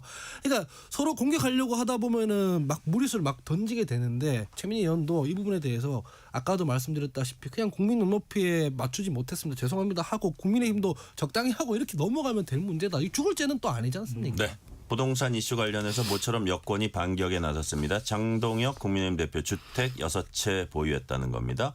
근데 뜯어 보면은 뭐 이해가 된다 그러나요? 이렇게 좀 다르다는 그 주택 6채가 주는 느낌하고는 다르다는 건 이제 볼 수 있는데 이준석 개혁신당 대표는 마이바흐 벤틀리 탄 사람이 중형차, 경차, 용달, 오토바이 가진 사람 비난하는 셈이다. 뭐 이런 얘기도 하고 막 갑론을박하고 있습니다. 이것도 짤막하게 어떻게 보면 뻔한 얘기니까 짤막하게 신지호 부대변인. 이것도 엄밀히 보면 6채가 아닙니다. 뭐 이 중에 일부는 지분을 분할해서 갖고 있는 것이기 때문에 사실상 한 4.5채 많이 쳐줘야 4.5채인데 이것을 두고 지금 여당과 대통령실에서 국민의힘의 당대표가 6채 갖고 있다. 여기에 실거주한다고 했는데 그럼 머리 따로 발 따로 사느냐 이런 공격을 펼치는 건 저는 약간 저열한 방식이라고 보고 말장난에 불과하다고 생각합니다. 이재명 대통령도 대통령 되기 전에 계양구의 전세, 본인 지역구엔 전세로 살았고 네. 분당에 노른자 아파트를 갖고 있었습니다. 그러면 이재명 대통령이야말로 몸 따로 머리 따로 살았다라는 것인지 그것을 자인한 것인지 묻지 않을 수가 없고요. 이 모든 문제의 본질은 부동산 대책입니다. 부동산 대책으로 서민들이 혼란을 겪고 어려움을 겪는 이 상황을 어떻게 타개할 것이냐 이런 방식으로 접근을 해야지 본질을 최대한 회피하고 자당의 지지층들을 결집하기 위해서 야당 대표를 이렇게 저열한 방식으로 공격을 한다. 저는 이것은 민주당과 대통령실이 반성해야 될 부분이라고 봅니다. 하원기 부대변인. 아니, 전 이걸로 왜 싸우는지 일단 모르겠습니다. 그 부동산 대책에 관련해서 정책적으로 논쟁할 수 있는 여지가 많이 있어요. 예. 저는 정부의 고충을 이해하는 편입니다. 여기서 지금 그걸 설명할 건 아니지만 지금 그럼에도 불구하고 정부나 여당에서 비판받는 지점이 뭐냐면 한 명을 예를 들면 네. 2억 원 금감원장 같은 경우에 다주택자였는데 하나 팔아라 그러니까 그거를 증여해버리지 않습니까? 그런데 그게 정책적 신뢰를 깎아먹는 행위예요. 왜냐면은 진짜 집값을 안정시키고 코스피 5천 갈 것 같으면 그걸 왜 증여합니까? 사실은 팔아버리고 주식에 넣겠죠. 라고 국민들이 볼 거예요. 우리가 정책을 시행했으면 정책을 시행하는 그 주체들이 그 정책에 맞게끔 행동을 해야 되는 거 아니에요? 네. 근데 본인들은 아파트를 안 팔고 있으니까 아파트를 갖고 있고 갭 투자하고 있고 이러고 갭 투자한 사람 지금은 이미 사퇴를 했지만 그런 사람이 컨트롤 타워로 있고 이거에 대해서 비판을 받는 거거든요. 그러면 정책과 메시지를 어떻게 일치시켜서 그 일관성 있는 메시지로 정책적 신뢰를 회복할 것이냐. 그렇게 해서 국민들이 피해보는 분들이 계시다면 좀 신뢰하고 인내할 수 있게끔 해줄 것이냐 이걸 고민해야 되거든요. 네. 뜬금없이 무슨 6채 아파트 이걸 왜 싸우는 건지 일단 잘 모르겠고 네. 국민의힘이랑 다투려고 하면 안 됩니다. 국민의힘이랑 민주당이 다투려고 하면 안 되고 지난 정부에서 우리가 뭘 잘못했는지 과거에 우리 뭐 이런 거랑 이제 다퉈야 된다고 저는 생각을 하거든요. 그래서 부동산 관련해서는 정책보다 태도랑 메시지가 더 문제이기 때문에 빨리 정신을 좀 차려야 된다고 생각합니다. 네. 자, 관련되는 조금 다른 얘기를 이동수 대표께는 해볼게요. 정청래 민주당 대표가 이게 사실 중요한 문제인데도 한 번도 언급을 안 하다가 11.15 대책 이후에 처음으로 언급한 게 뭐야 하면 말조심. 자, 민감한 문제니까 정부 일단 하게 놔두고 당은 반발 뒤에 빠져가지고 좀 그 법안이라든지 그 뒷받침 지원. 하고 그 와중에 또 어떤 사안이 있었냐면 이한주 민주연구원장이 사퇴를 했습니다. 한 넉 달인가 얼마 남았는데 임기가. 야, 이게 보니까 어린이날 자녀한테 부동산 선물한 이력이 있잖아요. 그래서 민주당이 되게 이제 조심을 하고 여론을 본다 이런 생각이 드는데 정청래 대표의 말조심 이게 맞는 겁니까? 아니면 여당이 조금 적극적으로 이렇게 정부와 같이 책임지고 이게 부동산 정책을 말하는 게 맞는 겁니까? 저는 개인적으로는 이제 그 여당이 또 이제 정부랑 보조를 맞춰서 이렇게 좀 강하게 추진을 했으면 좋겠어요. 근데 정청래 대표 입장에서는 이게 굉장히 달갑지 않을 것 같습니다. 왜냐하면 정청래 대표의 지역구가 서울 마포지 않습니까? 근데 마포구가 서울 안에서 대한민국 부동산 시장에서 차지한 위상이 10년 전, 20년 전이랑 매우 달라졌잖아요. 지금 특히 마용성이라고 이제 우리가 묶어가지고 마포, 용산, 성동 이렇게 부르는데 이 지역들 특징이 보면은 여기 자체도 일단은 그 부동산 가격이 대단히 높아가지고 보유세 인상이나 이런 데에 대한 반감이 클 수 있고 또 여기 사는 분들이 강남 3구나 이런 데로 또 갈아타기로 가려는 분들도 많은 상황에서 정청래 대표는 이렇게 부동산 정책이 계속 좀 화제가 될수록 본인 입장에서는 지역구 민심에 좀 부담이 되기 때문에 이렇게 좀 항구령을 내린 게 아닌가 싶습니다. 마용성 중에 하나니까. 그러니까 뭐 아까 하은기 부대변인 메시지 얘기를 했었는데 이런 게 있어요.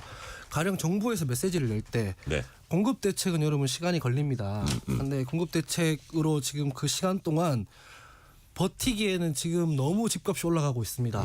지금 국민 여러분 빚내서 집 사면은 여러분 피해 입을 수 있습니다. 네네. 그래서 여러분 답답하실 거 뻔히 알지만 저희가 좀 강경책을 썼습니다. 수요 억제부터 해야 했습니다. 일단은 집값 안정되고 시장이 반응하고 그러면은 대출 부담 좀 덜어드리는 상태로 집 살 수 있게 해드리겠습니다. 죄송합니다. 라고 메시지가 나가는 거랑 당에서 너희들 빚내서 집 사는 게 맞냐? 이거랑 달라요. 근데 민주당은 지금 후자로 가고 있었잖아요. 그러니까 지금 정청래 대표가 좀 조용히 하고 우리가 물러서 있자라고 하는 게 좀 맞다고 생각을 해요. 이게 메시지 관리만 잘 돼도 정책이 잘 돌아가는데 메시지랑 정책이 자꾸 어긋나는 상태가 문제였다 봅니다. 네네. 자.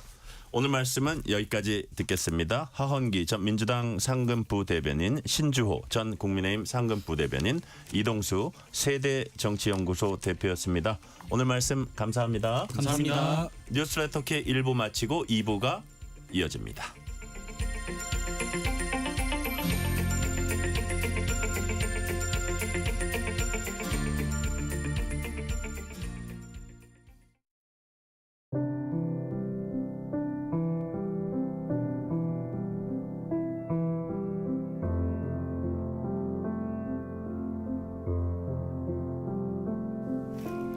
KBS 라디오 연중기획 희망충전 대한민국 662번째 이야기. 안녕하세요. 아나운서 유지원입니다. 나윤이는 오늘도 이른 새벽 책상 앞에 앉습니다. 어린 두 동생을 돌보며 또 한 번의 수능을 준비하고 있는데요. 작년 고3 겨울, 수능을 얼마 남기지 않은 시기, 아버지는 췌장암 수술에 들어갔지만 암은 이미 온몸으로 퍼져 있었습니다. 그 충격으로 어머니마저 건강을 잃었고 나윤이 역시 시험을 제대로 치르지 못했는데요. 힘겹고 고된 현실이지만 나윤이는 다시 한번 용기를 내어 수능에 도전합니다. 약사가 되어 아픈 사람들을 치유하고 싶다는 나윤이. 오늘도 어린 동생들과 아픈 엄마를 바라보며 마음을 다잡아 보는데요. 간절한 꿈 하나로 고된 현실을 버텨내고 있는 나윤이에게 여러분이 큰 힘을 실어주세요. 여러분의 따뜻한 손길이 희망의 빛이 됩니다. ARS 060-700-1580 060-700-1580 한 통화 3,000원으로 희망을 선물해주세요. KBS 라디오 연중기획 희망충전 대한민국은 초록우산 어린이재단, 인탑스 주식회사, 그리고 청취자 여러분과 함께합니다. ARS 060-700-1580 한 통화 3,000원입니다.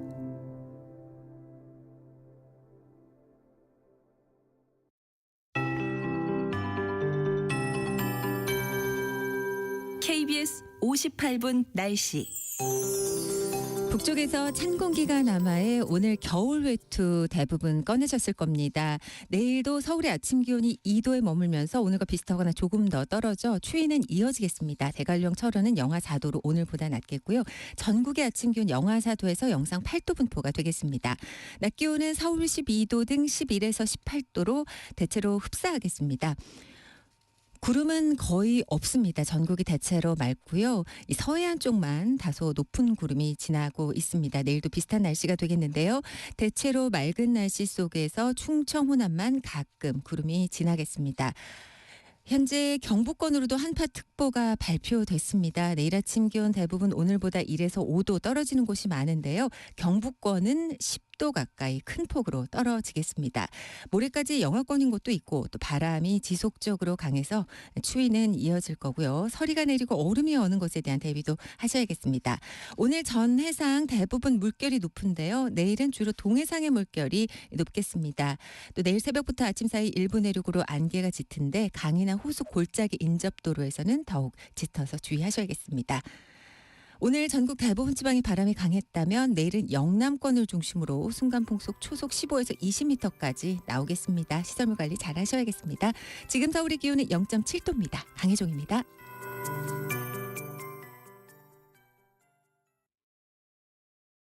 정성을 다하는 국민의 방송 KBS가 6시를 알려드립니다. AM 711kHz, FM 97.3MHz, KBS 1라디오입니다. HLKA.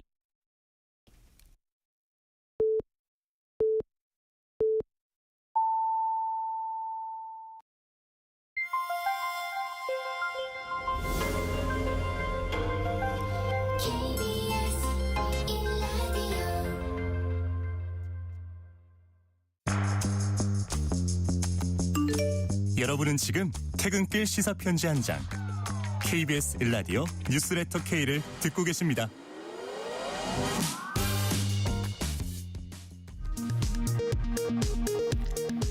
이 시각 라디오 정보센터 뉴스입니다. 코스피가 3,000선을 회복한 지 넉 달 만에 사상 처음 4,000포인트를 넘기며 장을 마감했습니다.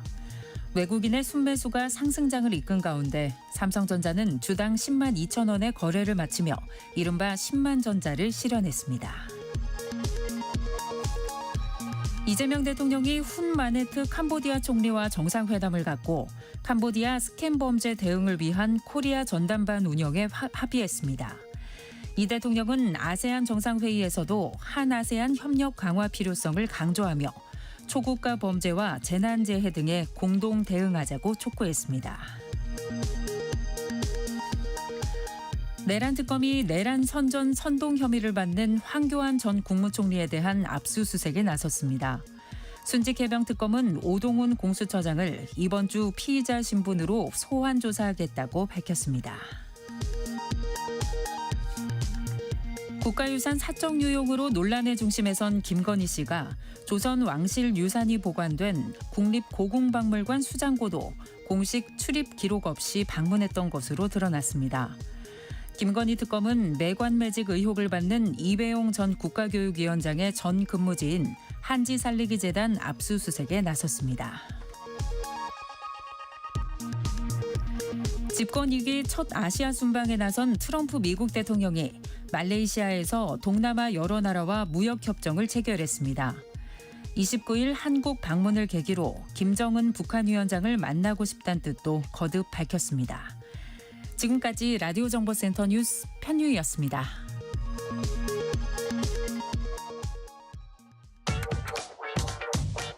뉴스의 진수를 보여주는 인터뷰. 뉴 진수. 일본 집권 자민당의 다카이치 사나이 총재가 일본의 새 총리로 선출됐습니다. 1885년 일본이 내각제를 도입한 이후 사상 첫 여성 총리입니다. 다카이치 총리는 강제징용 문제 등을 부인해왔고 야스쿠니 신사도 정기적으로 참배해왔습니다. 때문에 새 총리 선출로 한일 관계가 어떤 변화를 맞을지 지금 주목되고 있습니다. 오늘은 아산정책연구원 최은미 연구위원과 자세하게 얘기 나눠봅니다. 최은미 위원님 어서 오세요. 네, 안녕하세요. 네. 자, 이게 1885년 얘기했는데 내각제 도입 140년 만에 첫 일본 여성 총리가 이제 탄생을 했어요. 뭐 일본 정치사적으로 상당히 의미 있는 사건일 텐데 최은미 박사님께서는 이번 그 일본 신임 총리 선출 어떻게 평가하고 어떻게 규정하십니까? 네, 여성 총리가 탄생했다라고 하는 측면 때문에 굉장히 주목을 하고 있는 부분도 있다고 보는데요. 네네. 이제 저희처럼 이제 일본 정치를 계속 봤던 입장에서는 여성이라는 중요성보다는 사실은 일본 정치가 그동안 얼마나 불안정했는지를 보여주는 것, 이번 선거가 이제 그런 것들이었고 또 갑자기 총리가 바뀐 게 아니라 여태까지 쌓아온 것들이 있잖아요. 네네. 바로 직전에 참의원 선거 7월에 있었던 그리고 작년에 중의원 선거 이런 것들 이런 커다란 국정 선거에서 일본 자민당이 이제 말 그대로 이제 참패를 하면서 네. 이러한 구조적인 변화들이 일어나고 있다라고 하는 것들이 보였고 또 성향상으로 보면 온건 보수에서 강성 보수로 좀 바뀐 건데요. 네. 이러한 것들이 일본 내에서 변화와 안정을 동시에 꾀하는 것이 아닌가 그런 생각을 좀 해봤습니다. 온건 보수에서 강성 보수로 바뀐 게 변화와 안정을 동시에 꾀하는 어떤 움직임이다 이렇게 얘기를 하셨는데 비슷한 질문 이런 식으로 한번 질문해 볼게요. 대한민국에서 이제 여성 대통령 한번 나왔잖아요. 근데 미국도 보면은 여성 대통령이 안 나왔고 일본도 지금에서야 이제 나왔는데 아까 이제 최은미 위원께서는 뭐 여성 남성의 차원보다는 이제 그런 정치적인 흐름을 이제 말씀해 주셨는데 이게 일본 특유의 정치 문화하고도 좀 지금까지 오랫동안 안 나왔던 게 관련이 있다고 보세요. 그런 부분들도 분명히 있다라고 봅니다. 기본적으로 여성의 정치 참여율이 일본이 굉장히 낮은 편인데요. 네. OECD 국가들 중에서도 최하위권에 속할 정도이고 그리고 무엇보다도 우리가 일본 정치를 생각하면 사실 세습 정치 네네. 그리고 파벌 정치 지금은 파벌이 하나를 제외하고는 다 사라지긴 했지만 네. 이러한 어떤 그 정치 문화 속에서 여성이 들어갈 수 있는 진입 장벽이 상당히 높았다라는 부분을 생각하지 않을 수 없을 것 같고요. 네. 우리보다 어떻게 보면 성의 역할 구분이라고 하는 게 조금 더 명확하게 정해져 있었다라고도 볼 수 있을 것 같아요. 그래서 여성이 정치나 공직에서 근무를 하고 진입을 하고 이러한 것들이 복합적으로 좀 문화적이나 제도적인 장벽이 좀 높지 않았나 그렇게 생각을 합니다. 네. 자, 우리가 역시 일본의 새 총리가 바뀌면 어떤 점이 우리에게 영향을 미칠까 이 생각을 안 할 수 없는데 일단 1차적으로 생각되는 게 과거사 문제예요. 그래서 타카이치 총리가 뭐 기본적으로 강경한 입장입니다. 2022년에 이런 얘기를 했어요. 한국 중국 겨냥해서 우리가 야스쿠니 신사 참배를 중간에 그만두는 등 어정쩡하게 하니까 상대가 기어오르는 것이다. 라고 말해서 이제 파문을 일으키기도 했습니다. 이런 기조가 최현미 위원님 보시기에는 하루아침에 바뀌진 않을 거예요. 기본 생각은 계속 있을 것 같아요. 그래서 그렇죠. 본인이 이제 이야기하는 것도 야스쿠니 신사 참배 문제는 외교 문제가 아니다라는 네. 거를 굉장히 단호한 이건 표정과 어떤 그 협상의 대상도 아니고 네. 바뀌고 이거 니고시에이션 할 대상이 아니다. 네, 네네. 그런 이야기를 줄곧 해왔고 본인조차도 매 야스쿠니 신사 참배를 계속해서 해왔던 인물이고 네. 다만 총리로서 갈 것인가는 또 다른 문제이기 때문에 그래요? 여기에 대해서는 좀 깊게 고민을 할 것 같아요. 지난번 총재 선거, 자민당 총재 선거 때는 사실 야스쿠니 신사 참배를 하겠다라는 거를 언급을 했고 또 네. 총리로서 가겠다라고 하는 것도 아주 명확하게 이야기를 하다 보니 오히려 국내에서 반발이 굉장히 컸고요. 네. 그런데 이번 선거에서는 그 수위를 좀 낮췄거든요. 적절하게 판단하겠다 이렇게 이야기를 했고 여지를 남겨놨군요. 네. 뭐 간다 안 간다라는 얘기도 하지 그러니까. 않았고요. 예. 근데 야스쿠니 신사 참배 문제는 사실 한국에서는 굉장히 좀 이해할 수 없고 반대 의견이 훨씬 많은 그런 사안이지만 일본 내에서는 이게 좀 나뉩니다. 그래서 반반 정도 된다고 봐도 그래요. 무관할 정도로 찬성하는 사람들도 그만큼 있고 또 그렇지 않은 사람들도 있고 하는데 야스쿠니 신사를 참배하는 게 마치 보수의 어떤 정체성을 보여주는 것 같이 그렇게 좀 여겨지는 측면이 있다라는 거죠. 네. 근데 뭐 한 나라의 그 리더라고 할 때는 자신의 지지층만 생각할 수는 없기 때문에 네네. 아마 복합적으로 고려는 할 것 같은데 역시나 지지층을 다시 또 결집해야 된다라는 생각이 들면 야스쿠니 신사 참배를 할 가능성도 있다 이렇게 봐야겠죠. 네. 국가 전체 리더기도 하지만 정치인이기도 하잖아요. 네. 그래서 자기의 정치적 집단의 어떤 이익을 위해서 어떤 행동을 할지는 같이 봐야 된다. 취지의 말씀이시고요. 자, 총리 오르는 과정을 보면은 앞으로 어떤 정치 행보를 펼쳐나갈까 우리가 그 일단을 볼 수 있잖아요. 짐작할 수가 있는데 자, 자민당이 26년 연정 파트너였던 공명당이 다카이치 강경 노선에 반발해서 연정에서 이탈을 했습니다. 결국 강경 보수 제2야당 일본 유시네와 연정을 수립해서 이제 집권에 성공을 했는데 그럼으로 인해서 다카이치 정권이 결국 강경 보수 틀에서는 벗어나긴 힘들 거다. 그렇게 보십니까? 일본 유시네와 자민당은 사실 외교 안보적인 측면에서는 상당히 결을 같이 하고 네. 비슷한 생각 그리고 비슷한 국가관을 가지고 있기 때문에 네네. 이런 부분은 힘을 분명히 얻을 거라고 생각을 합니다. 다만 일본 지금 국회 구성을 좀 봐야 되는데요. 네. 여태까지의 자민당은 뭐 우리 얘기 굉장히 많이 나왔지만 일본에서는 이제 중의원 참의원이 있는데 중의원 참의원 모두 일본의 자민당이 네. 절반 이상을 계속해서 차지했었습니다. 그런데 자민당 창당 이래로 올해가 창당 70주년인데요. 네. 창당 이래로 처음으로 중의원 참의원 다 절반이 되지 않는 그런 상황인 거죠. 그런데 여기에 기존의 연정 파트너였던 공명당도 떼어져 나가고 네. 그 자리가 일본 유시네가 대신한다라고는 하지만 26년간 쌓아왔던 공명당과의 연정과 이제 막 새롭게 시작한 연정은 분명히 차이가 있을 거거든요. 그래서 성향적으로는 비슷해질 수 있지만 그러한 성향이 정책으로 발현되기 위해서는 네. 조금 더 기존과 좀 구조가 다르다는 거죠. 예전 같았으면 자민당이 혼자 할 수 있었던 일에 좀 나와 성향이 비슷한 정당들이 힘을 줬다면 지금은 다른 정당들까지 다 같이 포괄적으로 가야 되는 상황인 거죠. 정책적으로 어떤 투표를 시행을 하고 국회에서 결정이 내려지려면 아무래도 나와 같은 생각을 갖고 있는 사람들이 많아야 되는 거잖아요. 네네. 근데 그렇지 않은 상황이 지금 좀 펼쳐져 있다 보니까 국회 구조적으로 봤을 때는 정책적으로 자민당이 원하는 바 자민당 내에서도 다카이치처럼 굉장히 강경 보수도 있지만 네. 그렇지 않은 온건 보수들도 있기 때문에 이걸 하나로 합치고 다시 국회에서 또 의견을 합치고 하는 게 말처럼 쉽지는 않을 것 같습니다. 공명당과의 연정일 때보다 그런 게 조금 더 까다로워졌다는 취지의 말씀이세요? 공명당은 일단 브레이크 역할을 좀 했었어요. 자민당이 너무 오랫동안 너무 우경화될 때 그렇죠. 브레이크를 주고. 네, 근데 이제 공명당도 바깥으로 나가서 예. 이야기를 하는 거고 야당으로서 이제 또 예, 이야기를 할 거고 자민당 내에서 물론 이제 다카이치가 탑 리더로 섰다라고는 하지만 그 안에서도 많은 의견들이 스펙트럼이 굉장히 넓거든요. 예. 그걸 하나로 예를 들면 헌법 개정합시다라고 할 때 헌법 개정을 어디서 어디까지 할 때도 또 의견이 달라질 수 있다라는 거죠.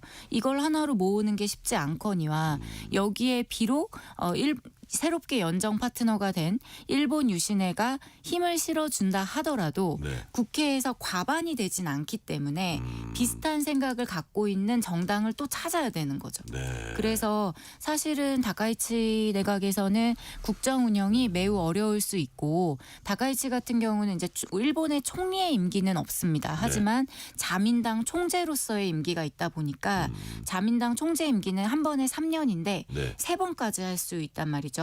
근데 이시바 총리가 작년에 당선이 되고 원래는 3년 임기를 해야 되는데 1년 하고 그만뒀잖아요. 네. 그러면 다카이치의 임기는 이시바의 남은 임기 2년입니다. 그럼 이 남은 임기 2년 동안 쇼부를 봐야 되는 거죠. 말 그대로. 네. 정말 이제 걸어야 되는 상황이라서 어디에 걸 것인가. 그게 네. 정책일지 이데올로기일지 이런 고민을 하게 될 것 같습니다. 자, 쇼부를 봐야 된다는 건 승부를 걸어야 네, 된다. 승부를 이런 걸어야 뜻이죠? 된다는. 승부를 걸어야 되고 네. 자녀 임기 2년 동안 뭔가 국민에게 보여줘야 되는 거예요. 네. 자, 일단 오늘 말레이시아 아세안 정상회의에서 한일 정상이 잠시 조될 가능성이 있다고 이제 위성락 대통령실 국가안보실장이 말을 했고, 자 오늘 30일 경주 에이펙 계기로 한일 정상회담 열릴 거란 이제 관측도 이제 나오고 있습니다.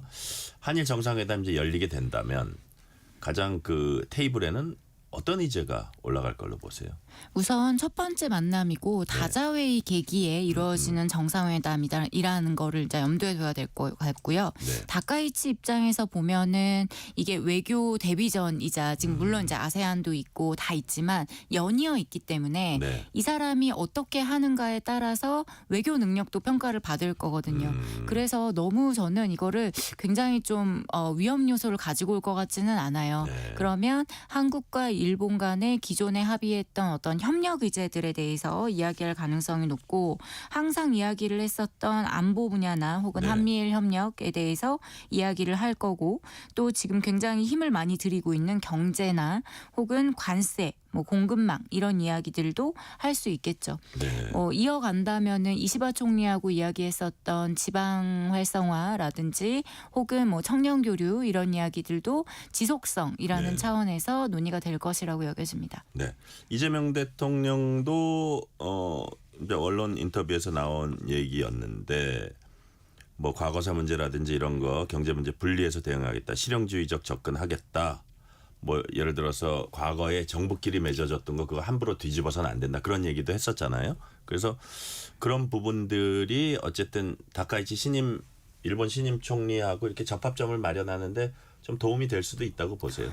저는 정상들이 이러한 메시지를 내는 거는 굉장히 중요하다고 네네. 생각을 합니다. 정권이 바뀌더라도 우리가 지속적으로 협력 기조를 유지해 가겠다. 그리고 물론 우리 뭐 어려움은 있지만 과거사 문제 등에서 어려움은 있지만 이러한 부분들을 분리해서 우리가 지속적으로 협력하자라고 하는 것을 이야기하는 건 매우 중요하고 특히나 일본에서 이제 반일 이미지가 굉장히 강했던 네네. 이재명 대통령이 지난번에 일본 방문하면서 이미지도 굉장히 좋아졌고 또 다카이치 총리가 한국에서는 또 혐한까지는 아니더라도 네. 한국에 굉장히 날을 세울 거다라고 하는 이미지가 있기 때문에 이번에 아마 다카이치 총리가 한국에 오게 되면 그런 이미지를 불식시키려는 노력들을 할 것 같아요. 그래서 뭐 지난번에 뭐 김 얘기도 하고 네. 한국 화장품 얘기도 하고 했던 것 같은데요. 한국 드라마 얘기도 했나요? 드라마 얘기도 하고 어떻게 보면 한국에게 친근감을 많이 보인 거죠. 이런 차원에서 논의가 될 것 같고요. 이 기조 하에서 네. 앞으로 협력 의제를 또 논의를 해야겠죠. 자, 일본이 당분간 무슨 좀 큰 선거가 있습니까? 선거요? 예. 선거가 당장은 없습니다. 그러니까 네. 그렇다면 그게 다카이치 신임 총리 입장에서도 조금 여유를 가지고 그 우리 정상을 대할 수도 있지 않겠나 하는 생각이 갑자기 들어서요. 네, 당장은 그런데 앞서 말씀드린 것처럼 2년 안에 승부를 봐야 되기 때문에 그러니까. 그러면 네. 저 강성 지지층에서 또 요구하는 바도 있고 하니까 여러 가지를 살피겠군요. 맞습니다. 그리고 물론 이제 중요한 임기가 4년 있긴 하지만 중간에 해상권을 갖고 있기 때문에 2년 이내에 해산할 가능성도 있죠. 네. 지금부터는 한미일 관계 구도 속에서 한일 관계 한번 짚어보겠습니다.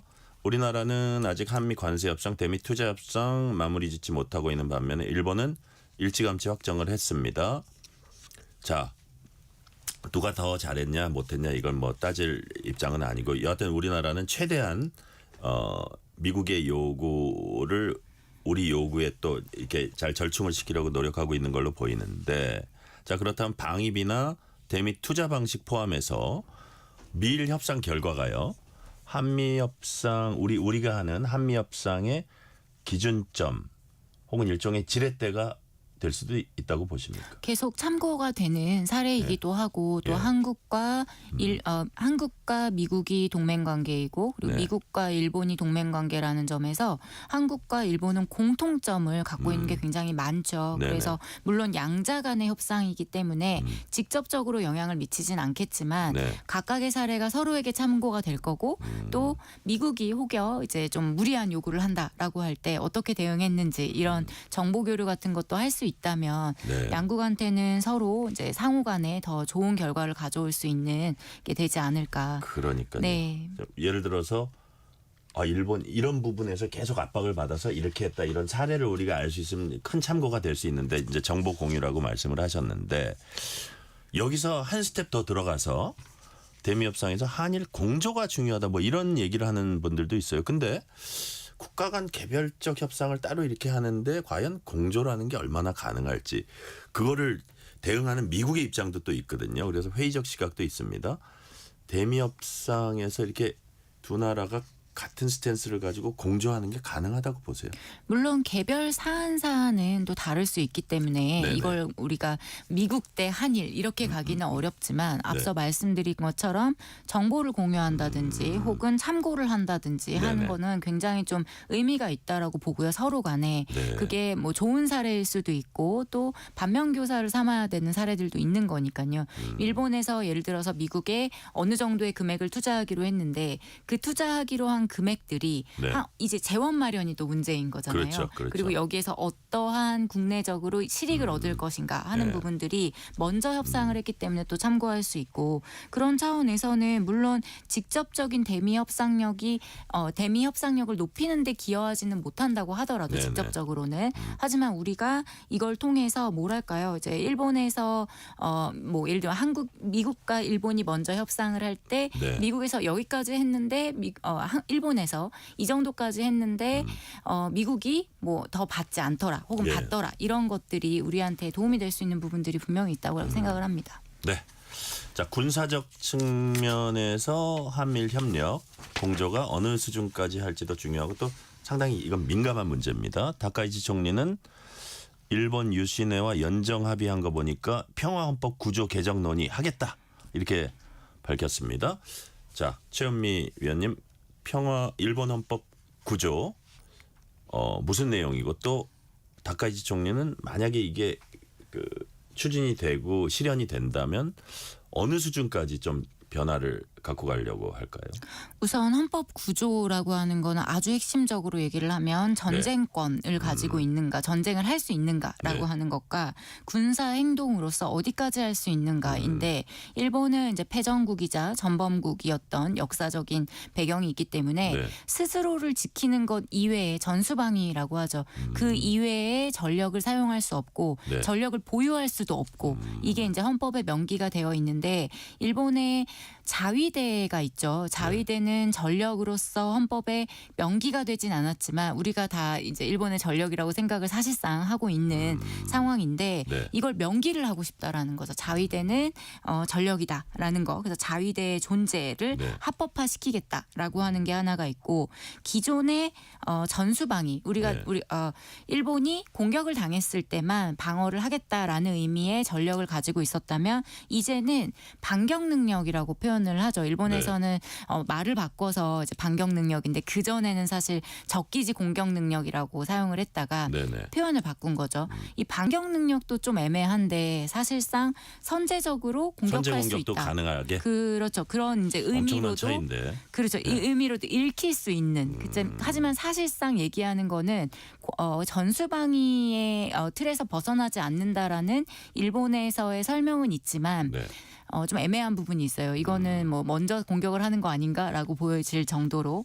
그래서 이러한 반격 능력 그리고 전력 보유라고 하는 부분들이 이번에 유시네와의 연정 속에서 제기가 됐고 이걸 하겠다라고 밝힌 거죠. 근데 사실 이걸 이루는 거는 굉장히 어렵기는 합니다. 이러한 구상을 가지고 있다라고 하더라도 우선 국회에 중의원 3분의 2 그리고 참의원 3분의 2가 찬성을 해야 되고요. 헌법 개정이네요. 네, 헌법 개정을 할 때. 그리고 나서 그 다음에 국민 투표를 붙여야 되는데 국민 투표를 해서 국민의 절반 이상이 여기에 대해서 찬성을 해야 됩니다. 그래서 이러한 절차상에 굉장히 어려움이 있기 때문에 당장 될 거라고 보기는 어려운데 만약에 추진하면 대한민국이나 중국 같은 주변국의 반발도 대단할 것 같아요. 그렇죠. 근데 사실 다른 나라 아주 그냥 객관적으로 얘기하면 다른 나라의 헌법이기 때문에 우리가 거기에 직접적으로 관여할 수는 없지만 영향을 미치니까요. 일본 국내적으로 통과하는 게 1차적 문제란 말씀이시네요. 맞습니다. 하지만 그 과정 속에서 한국도 물론이고 이제 주변국들에서 우려를 상당히 표할 가능성이 매우 높죠. 네. 자, 연정 합의문에는 방위 장비 수출 규제 철폐하겠다 이런 내용도 또 포함이 돼 있어요. 이게 일본이 국제 방위 장비 시장 경쟁에 뛰어들어서 이제 우리나라와 경쟁을 벌일 수도 있다는 부분인데 한편으로는 또 이런 얘기하는 분들도 있어요. 한일 방산협력 기회로 삼을 수도 있다. 어느 쪽이 더 무게가 더진 겁니까 이거는? 둘 다 이제 뭐 각각 어느 시각에서 보느냐에 따라 다를 것 같은데요.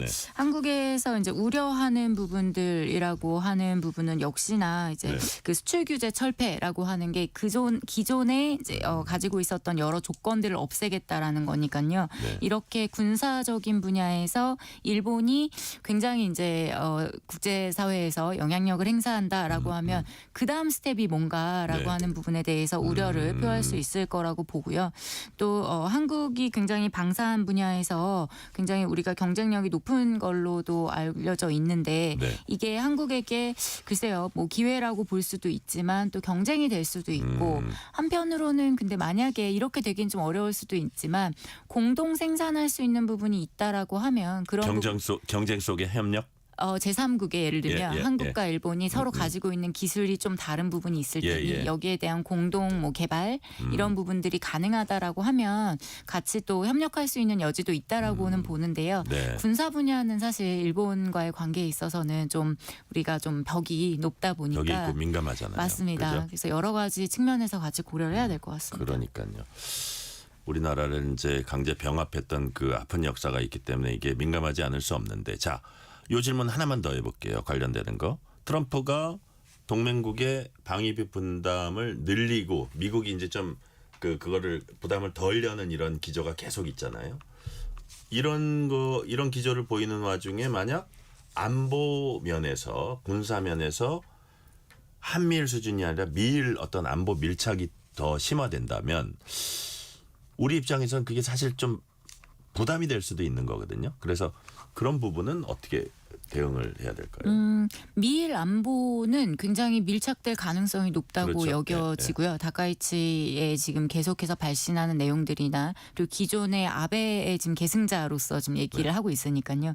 그래서 그런 부분이 우리한테 긍정적인 게 기본이겠지만 네. 아까 우리가 지금 말한 그 민감한 문제 부분이 좀 어떻게 될지 궁금하다 이거죠.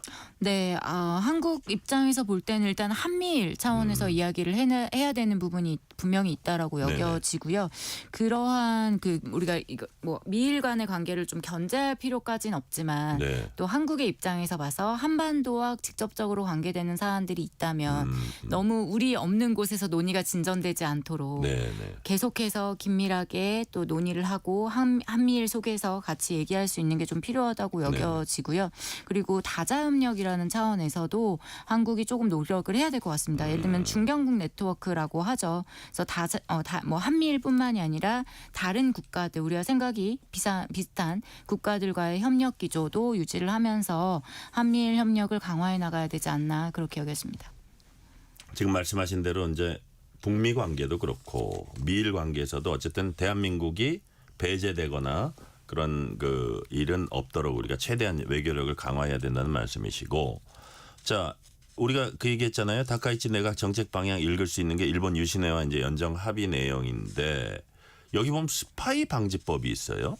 스파이 방지법 이건 뭐를 어떻게 하자는 건지 우리나라에는 어떤 영향을 끼칠까요? 이거는 조금 더 뭐 조금 더 깊게 봐야겠지만 아마도 경제 안보적인 측면에서 좀 영향이 좀 클 거라는 생각이 들고요. 네. 다카이치 총리 같은 경우는 본인이 전 경제 안보 담당 대신이기도 했고 이게 또 한국을 타겟으로 한다라기보다는 아마도 이제 일본 내에서 많이 문제가 되고 있는 그 중국이라든지 중국과의 어떤 교류 속에서 정보를 빼가고 여기에 대한 문제의식이 좀 많았던 걸로 알고 있고요. 그런 게 또 중국만을 타겟으로 한다라기보다는 그 외국인들 이런 뭐 정보 관련해서 어떤 움직임들이 있을 수 있겠죠. 그러면 한국한테는 학술 교류라든지 혹은 뭐 기업이나 기업 간의 기술 제휴라든지 이런 부분들을 좀 추진할 때 규제가 더 강화될 수는 있을 것 같아요. 뭐 우리 지금 일본하고 이야기하고 있는 뭐 반도체라든지 혹은 뭐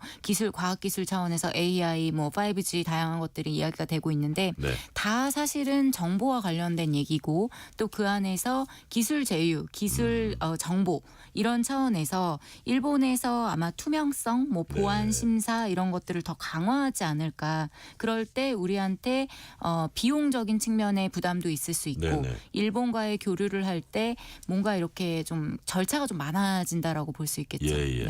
네. 자, 시간 관계상 마지막 질문 드릴게요. 이제 향후 한일 관계 내다볼 가늠자 가깝게는 에이펙 정상회의 계기로 한 한일 정상회담 이제 볼 수 있겠고요. 앞으로도 이제 이런저런 국제회의에서 만날 텐데 아마 모르긴 몰라도 한 내년쯤에는 그 자체를 위한 국제회의에서 이렇게 만나는 게 아니라 그 자체를 위한 어떤 특별한 계기를 잡아서 양국이 정상회담을 제대로 한번 준비하지 않을까 이런 예상도 하는데 뭐 과거사 문제를 포함해서 우리 양국이 한일 양국이 이렇게 해법을 찾아갔으면 좋겠다. 이렇게 찾아갈 걸로 보인다.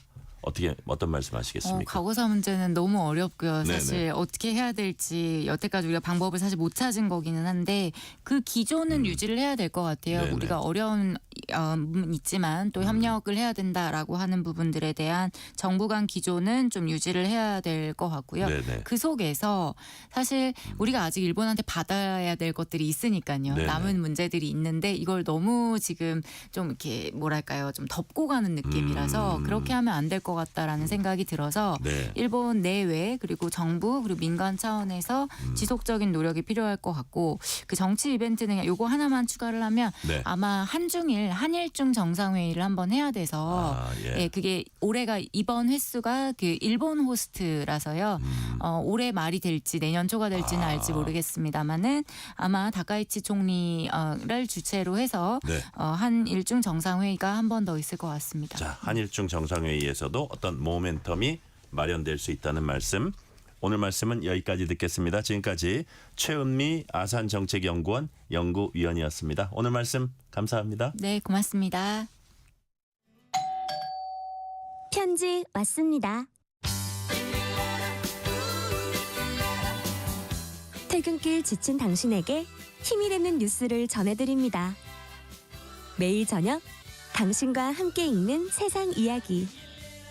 KBS 1라디오 뉴스레터 K.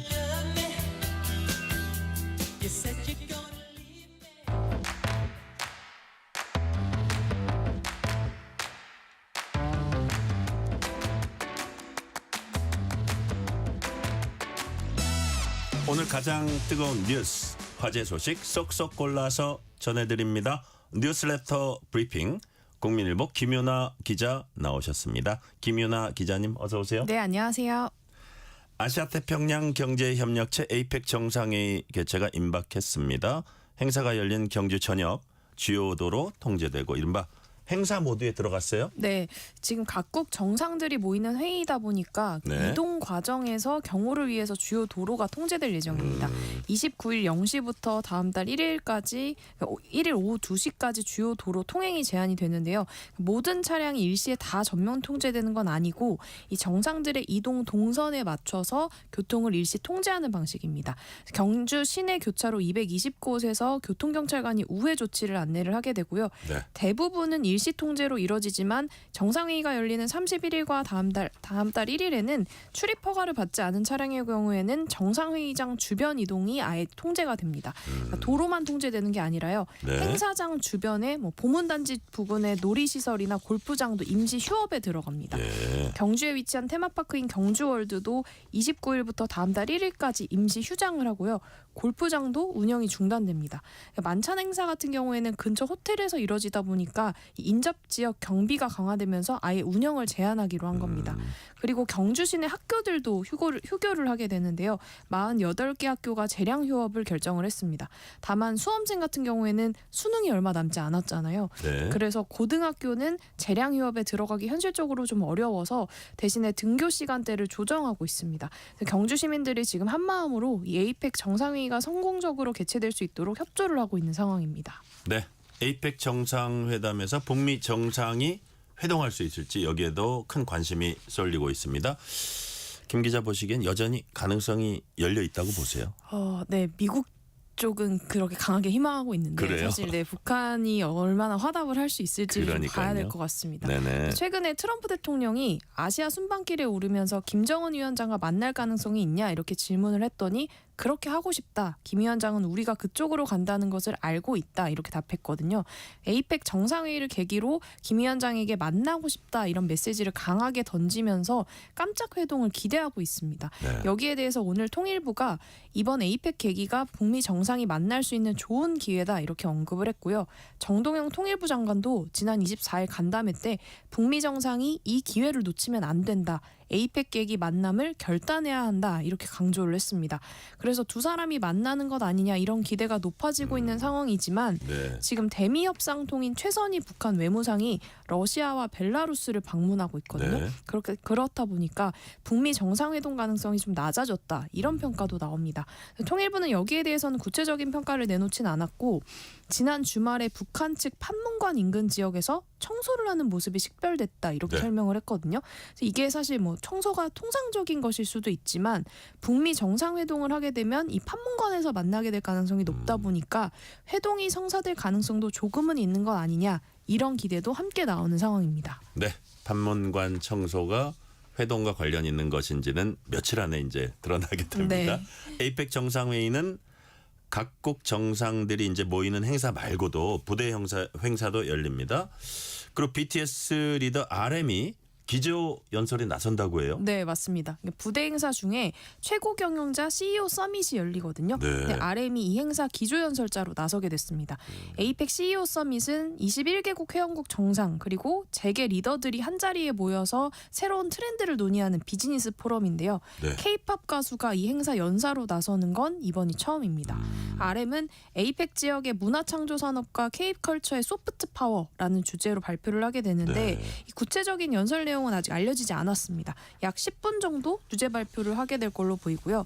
아무래도 K-팝 돌풍의 대표 그룹인 이 BTS의 리더잖아요. 네. 그렇기 때문에 이런 경험을 살려서 K-컬처의 위상이라든지 중요성 같은 것들을 좀 설명할 걸로 보이고요. 또 RM이 영어에도 굉장히 유창하거든요. 그래서 글로벌 재계 리더가 모인 자리인 만큼 영어로 연설할 가능성도 큽니다. 네. 국제 행사 뭐 기조 연설할 자격 충분하다고 보고요. 실제로 유엔 총회에서도 네. BTS 멤버들이 이제 기조 연설한 적이 있고, 자 주제를 한번 바꿔볼게요. 신종 비만 치료제에 대한 관심이 높아지면서 치료를 받지 않아도 될 사람이 비만 치료 받는 일이 지금 많아지고 있다고 해요. 오남용이 심각하다고 할 수 있는데. 자, 정부가 제재 나설 수 있다 이렇게 시사했죠. 네, 보건복지부가 이 허가 기준을 벗어난 처방은 바람직하지 않다. 식품의약품안전처와 협의해서 해당 약물을 오남용 우려 의약품으로 지정해서 관리를 강화할 계획이다 이렇게 네. 밝혔습니다. 이 오남용 우려 의약품 이걸로 지정이 되면요. 포장 용기에 오남용 우려 표기를 해야 하고요. 또 유통 모니터링도 이뤄집니다. 최근에 관심이 높아진 뭐 위고비, 마운자로 같은 이 비만 치료제들이 대상이 되는데 네. 이 약물들은 체중 감량 효과가 굉장히 높은데 이게 전문 의약품으로 분류가 돼 있거든요. 네네. 그래서 그만큼 부작용도 있기 때문에 처방을 꼼꼼하게 받아서 제한적으로 써야 한다 이런 약입니다. 예. 그런데 최근에는 무분별하게 이 약을 찾는 사람들이 많아지고 있습니다. 이런 비만 치료제는 고도 비만자한테만 처방이 가능하거든요. 그런데 비만과 무관한 병원에서도 처방이 막 되고 있고요. 네. 또 약을 처방할 정도가 아닌데도 미용 목적으로 다이어트를 위해서 위고비 처방받는 경우들도 상당히 많습니다. 뭐 예를 들면요. 이게 위고비 임상 3상 같은 경우에 평균 체중 105kg을 넘어야 하고 뭐 네. 평균 체질량 지수 BMI가 38 그리고 평균 허리 둘레가 110cm를 넘는 사람들한테 이루어졌는데 실제 처방되는 환자들을 보면 이런 고도비만 환자가 아니라 정상 체중인 경우도 많습니다. 네. 비만 치료제라는 게 뭐 건강하게 살만 뺄 수 있는 그런 마법의 약이 아니거든요. 메스꺼움이나 구토 같은 뭐 초기 증상도 부작용도 나타날 수 있고, 있고. 네, 예. 담낭염이나 급성 신부전, 급성 췌장염 같은 부작용이 굉장히 심하게 나타날 수 있는 위험이 있습니다. 실제로 위고비 같은 경우에는 이상 사례도 지난 10월부터 올해 6월까지 봤더니 270건에 달했습니다. 네. 그러니까 살을 빼는데 그만큼 효험이 있다면 건강의 다른 측면에서의 리스크 분명히 있는 거거든요. 맞습니다. 그래서 처방을 받아서 고도 비만인 성인한테만 제한적으로 이제 처방이 이루어져야 할 텐데, 근데 미성년자들이 쉽게 구매한다. 이건 무슨 얘기예요? 네, 병원을 가지 않고도 텔레그램 같은 메신저를 통해서 이 약을 구하고 있는 겁니다. 그래서 이메일과 주소만 입력하면 택배로도 쉽게 받아볼 수가 있고요. 네. 결제는 코인 같은 걸로 대신할 수가 있어서 추적도 어렵게 해놨습니다. 그러니까 다시 말하면 구매자가 누군지, 뭐 몇 살인지도 확인하는 절차를 거치지 않기 때문에 미성년자도 쉽게 구할 수 있는 상황이고요. 아예 이 위고비를 대신 사준다는 심부름 대행 채널까지 등장했을 정도입니다. 아까 위고비 부작용 설명을 드렸는데 이 청소년 환자 같은 경우에는 성인에 비해서 부작용이 더 심각하게 나타나거든요. 그래서 미성년자는 처방할 때 더욱더 주의가 필요하다 이런 의미이기도 한데 이렇게 비대면으로 쉽게 구하다 보니까 오남용 우려가 함께 높아지는 상황입니다. 식약처는 온라인 사이버 조사단 인력을 투입해서 네. 불법 유통과 부당 광고 이걸 모니터링하고 있는데 이 좀 더 이 비만 치료제에 대해서 더 비중을 갖고 살펴보겠다 이런 계획을 밝혔습니다. 그렇군요. 헌법재판소가 사전투표제가 위헌이다라는 주장을 받아들이지 않았습니다. 헌재가 사전투표제 위헌 여부 직접 판단한 건 이번이 처음이라고 해요? 네, 맞습니다. 헌재가 재판관 전원일치로 헌법소원을 기각했습니다. 이 선거일 5일 전부터 사전투표를 실시하고 또 유권자는 이 기간에 아무 사전투표소에서나 투표를 할 수가 있잖아요. 네. 그래서 이걸 규정하고 있는 게 공직선거법인데 이게 선거권과 평등권을 침해한다 이러면서 헌법소원이 제기됐던 겁니다. 예. 헌법소원을 낸 사람은 이호선 국민대 법대 교수였는데요. 사전투표자는 투표 후에 새롭게 공개되는 정보를 반영해서 다시 투표를 할 수가 없고 또 후보가 사퇴를 하면 이미 행사를 한 표가 사표가 되기 때문에 예. 평등선거 원칙에도 어긋난다 이런 주장이었습니다. 그리고 또 사전투표는 전국 어디서나 가능한데 본투표는 지정된 투표소에서만 하루만 할 수 있기 때문에 이게 예. 불공평하다 이런 주장이었는데 헌재가 이걸 기각한 겁니다. 그래서 기각 결정을 한 이유는 사전투표자가 본투표자보다 후보자에 대한 정보를 얻을 때 기간이 더 짧을 수 있다 이렇게는 봤지만 그 정도가 선거인의 올바른 의사를 제대로 반영하지 못하게 하는 정도라고 보긴 어렵다라고 봤습니다. 그러니까 다시 말해서 시간 충분하다라고 본 건데요. 후보자 등록 이전부터 정보를 얻을 수도 있고 또 선거운동이 시작되면 정보들을 접할 수가 있기 때문에 이 사전투표자들이 시간이 없어서 정보를 못 얻는다라는 네. 주장은 설득력이 없다라고 본 거고요. 또 후보자 사퇴로 인해서 사표가 될 수 있다 이런 주장에 대해서도 후보자 사퇴 가능성은 선거일 이후는 물론 당선인으로 확정된 이후에도 얼마든지 존재하기 때문에 네. 이게 사전투표에만 해당되지 않는다라고 봤고요. 이런 사전투표가 한계가 있긴 하지만 사전투표라는 게 결국 그 자체로 선거권 행사를 용이하게 하는 측면이 있다면서 긍정적인 측면에 대해서 언급을 했습니다. 네. 최근에 한 개그우먼이 산후출혈로 위급한 상황에서 응급실 뺑뺑이 경험했다 이런 영상 올렸습니다. 당시 상황이 어땠습니까? 네, 개그우먼 임라라 씨와 남편 손민수 씨가 주인공인데요. 네. 최근에 임 씨가 쌍둥이를 출산을 했습니다. 그 이후에 9일 만에 갑작스러운 출혈이 나타나면서 응급실에 실려갔는데 제왕절개 수술을 하고 잘 회복을 하던 중에 갑작스럽게 출혈이 나타난 상황이었습니다.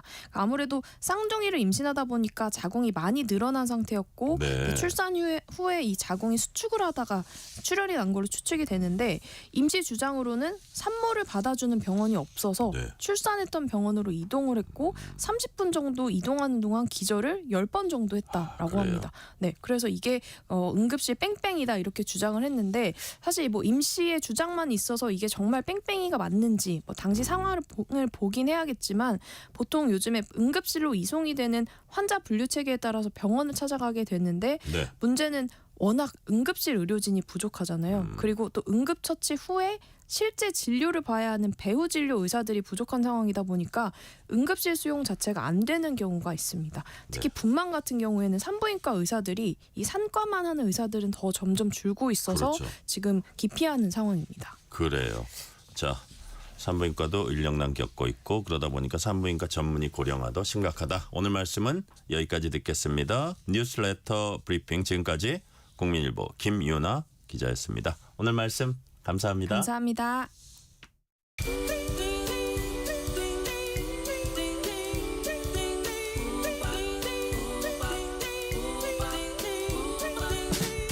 오늘 하루 뉴스를 정리해주는 다정한 편지 한 통. KBS 일라디오 뉴스레터 K.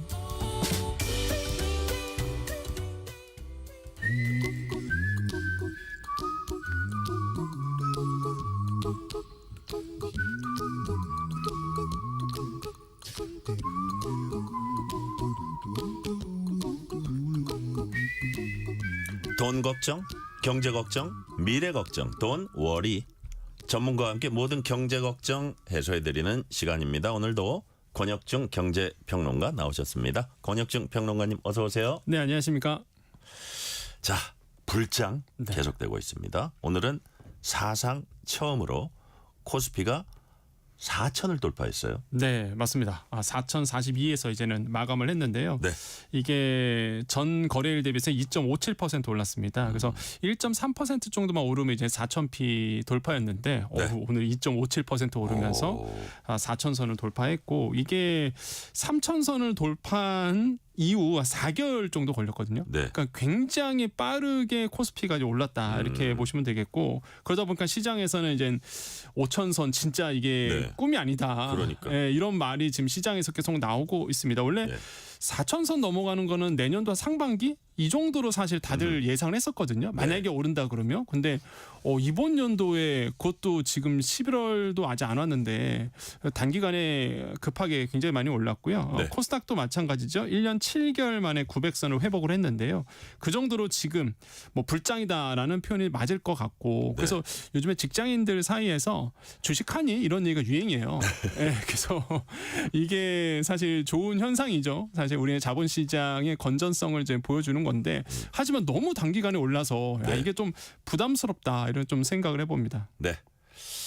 자, 지금 세계적으로 증시에 돈이 몰리고 있다고 합니다. 그 중에서도 우리나라가 다른 나라하고 비교하면 유독 장이 좋은 편인가요? 네, 그렇습니다.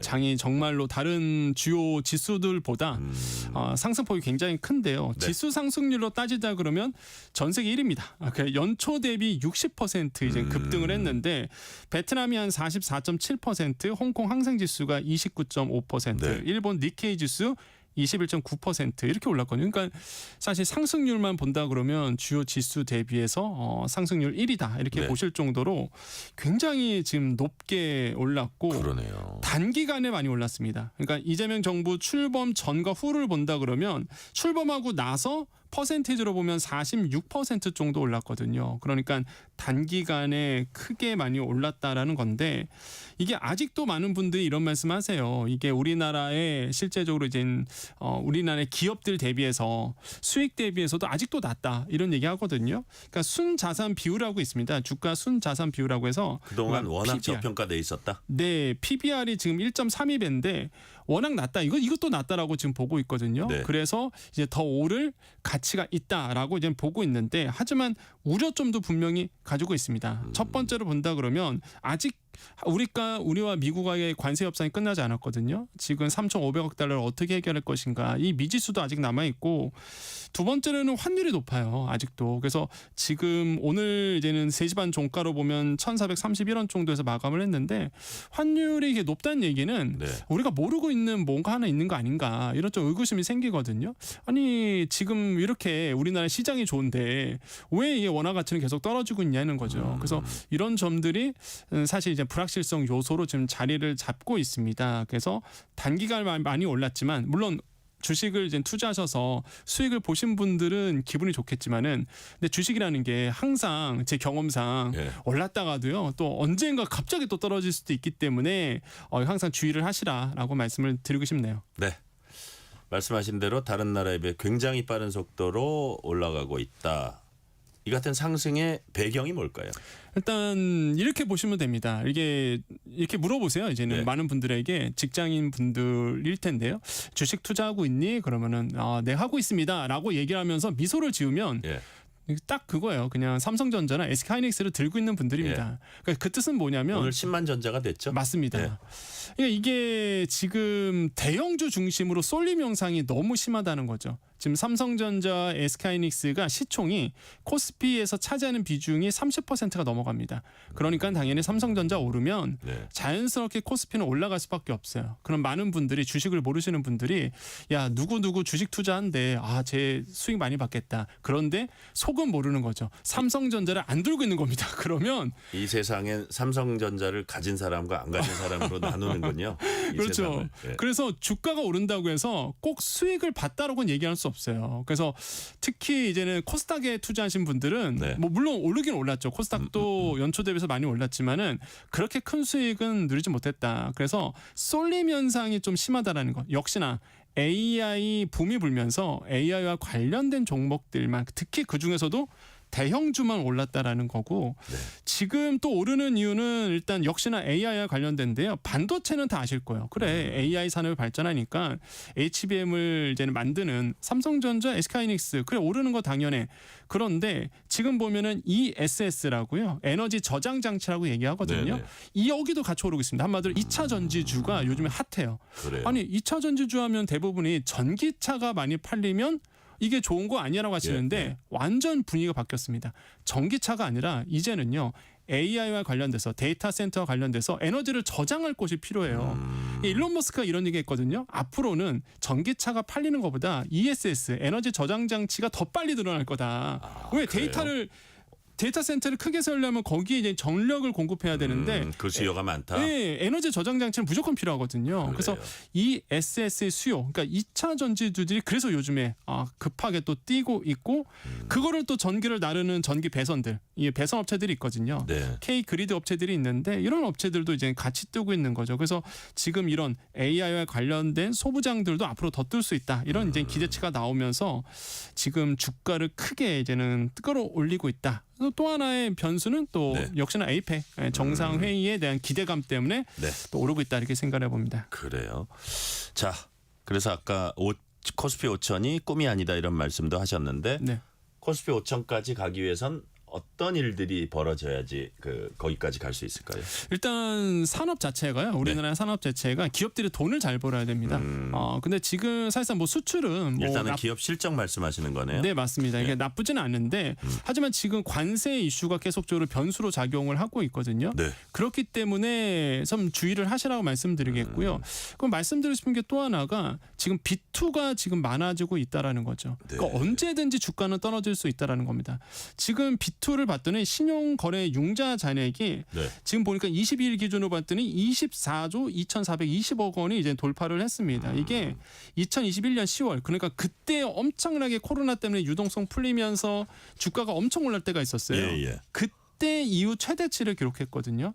그러니까 이게 B2 하시는 분들은 자기 자본 가지고 투자하시는 분들이 아닙니다. 이게 돈 끌어와서 하시는 분들인데 이게 언제든지 사실 반대 매매를 당할 수 있기 때문에 좀 주의를 하셔야 된다. 그리고 이게 마진콜 걸리면 이건 어쩔 수 없습니다. 주가는 훅 빠지거든요. 그렇기 때문에 항상 조심을 하시라. 그래서 항상 이렇게 장이 좋을 때는 내 돈 갖고 하는 거지 이걸 가지고 레버리지를 쓴다든지 돈을 빌려서 하는 거는 옳지 않다. 그래서 꼭 이런 분위기에 편승하셔서 주식을 안 하시는 분들이 갑자기 주식 투자를 한다든지 가족들 돈 다 끌고 와요. 그렇죠. 이제 가족들한테 돈 빌려서 한다든지 아니면 최악은 이제는 부부 사이에 모르게 투자하시는 분들 합의가 안 된 상태에서 투자하시는 분들은 뭐 대출 받아서 투자하고 그래서 나중에 이제 오늘 방송 들으시고요.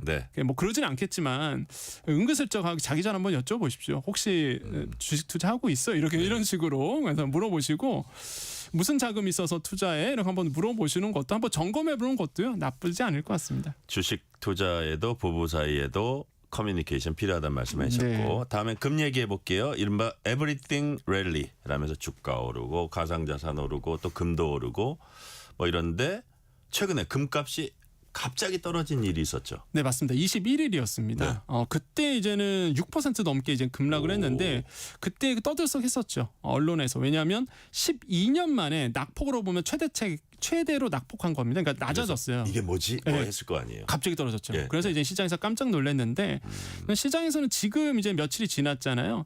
건전한 조정이다라고 이제 생각을 해봅니다. 너무 계속 오를 수는 없거든요. 일단 이유는 몇 가지가 있습니다. 첫 번째로 많이 올랐기 때문에 이거를 차익 실현 매물이 이제는 시장에 많이 나왔다라고 평가를 해보겠고 그 다음에 이제는 이거는 대표적인 안전자산이잖아요. 그러다 보니까 이게 뭔가 우호적인 환경 그러니까 이게 분위기가 좋아지면은 안전자산의 선호 심리는 좀 떨어지겠죠. 대표적으로 트럼프 대통령과 시진핑 국가 주석이 만나기로 이제 확정이 된 거예요. 그러니까 이제는 불확실성이 사라지니까 안전자산에 대한 이제 수요 심리는 좀 사라집니다. 그게 이제 주식시장으로 또 갈 수도 있고. 맞습니다. 그래서 위험 선호 심리가 좀 높아지고요. 그 다음에 이제는 지정학적 긴장감이 좀 일시적으로 이제 완화된 부분 이런 것 때문에 금값이 이제는 그때 조정을 받았는데 근데 지금 장기적으로 본다 그러면 금은 계속적으로 우상향할 거다라는 전망이 더 많다. 이렇게 볼 수가 있겠습니다. 네. 요거는 짧게 한번 여쭤볼게요. 네. 이게 금값 뛰니까 현금으로 결제하고 기록 남기지 않는, 그러니까 현금 연수증 발급하지 않는 무기명 골드바 거래 늘었다 이런 네. 얘기가 있던데 일종의 탈세 수단이 될 수 있다는 거예요. 그렇죠. 이게 그런 겁니다. 이게 조폐공사가 네. 현금 거래를 해요, 당연히. 그래서 이걸 무기명 현금 거래라고 얘기하는데요. 그러면 네. 현금 거래를 하면은 현금 영수증을 발행을 해야 되잖아요. 네. 근데 현금 영수증 발행 안 하는 겁니다. 그러니까 무기명이죠, 말대로. 그래서 이거에 대해서 불법이겠느냐? 근데 불법이 아닙니다. 그래요. 근데 이 데이터가 국세청과 공유가 되지 않고 있거든요. 그러다 보니까 이제는 탈세의 영향, 탈세의 한 방법으로 작용하는 거 아니냐. 이런 우려스러움이 지금 이제 나오고 있고 이런 것들이 이제 정치권에서 나오면서 지금 이 부분이 아마 이제 뜨거운 논란이 좀 되고 있고 이 무기명 현금 거래 규모가 점점점 늘어나고 있다라는 게 문제인 것 같아요. 그래서 네. 탈세로서 악용될 여지는 남아 있다 지적을 받고 있습니다. 장이 이제 호황이다. 근데 항상 우리 사회, 우리 경제 이제 그늘이 있습니다. 서민 경제 여전히 어려움 많고요. 지난주 국정감사에서 보니까 제도권 은행이 대부업체에 돈을 빌려주고 이자 벌었다. 네.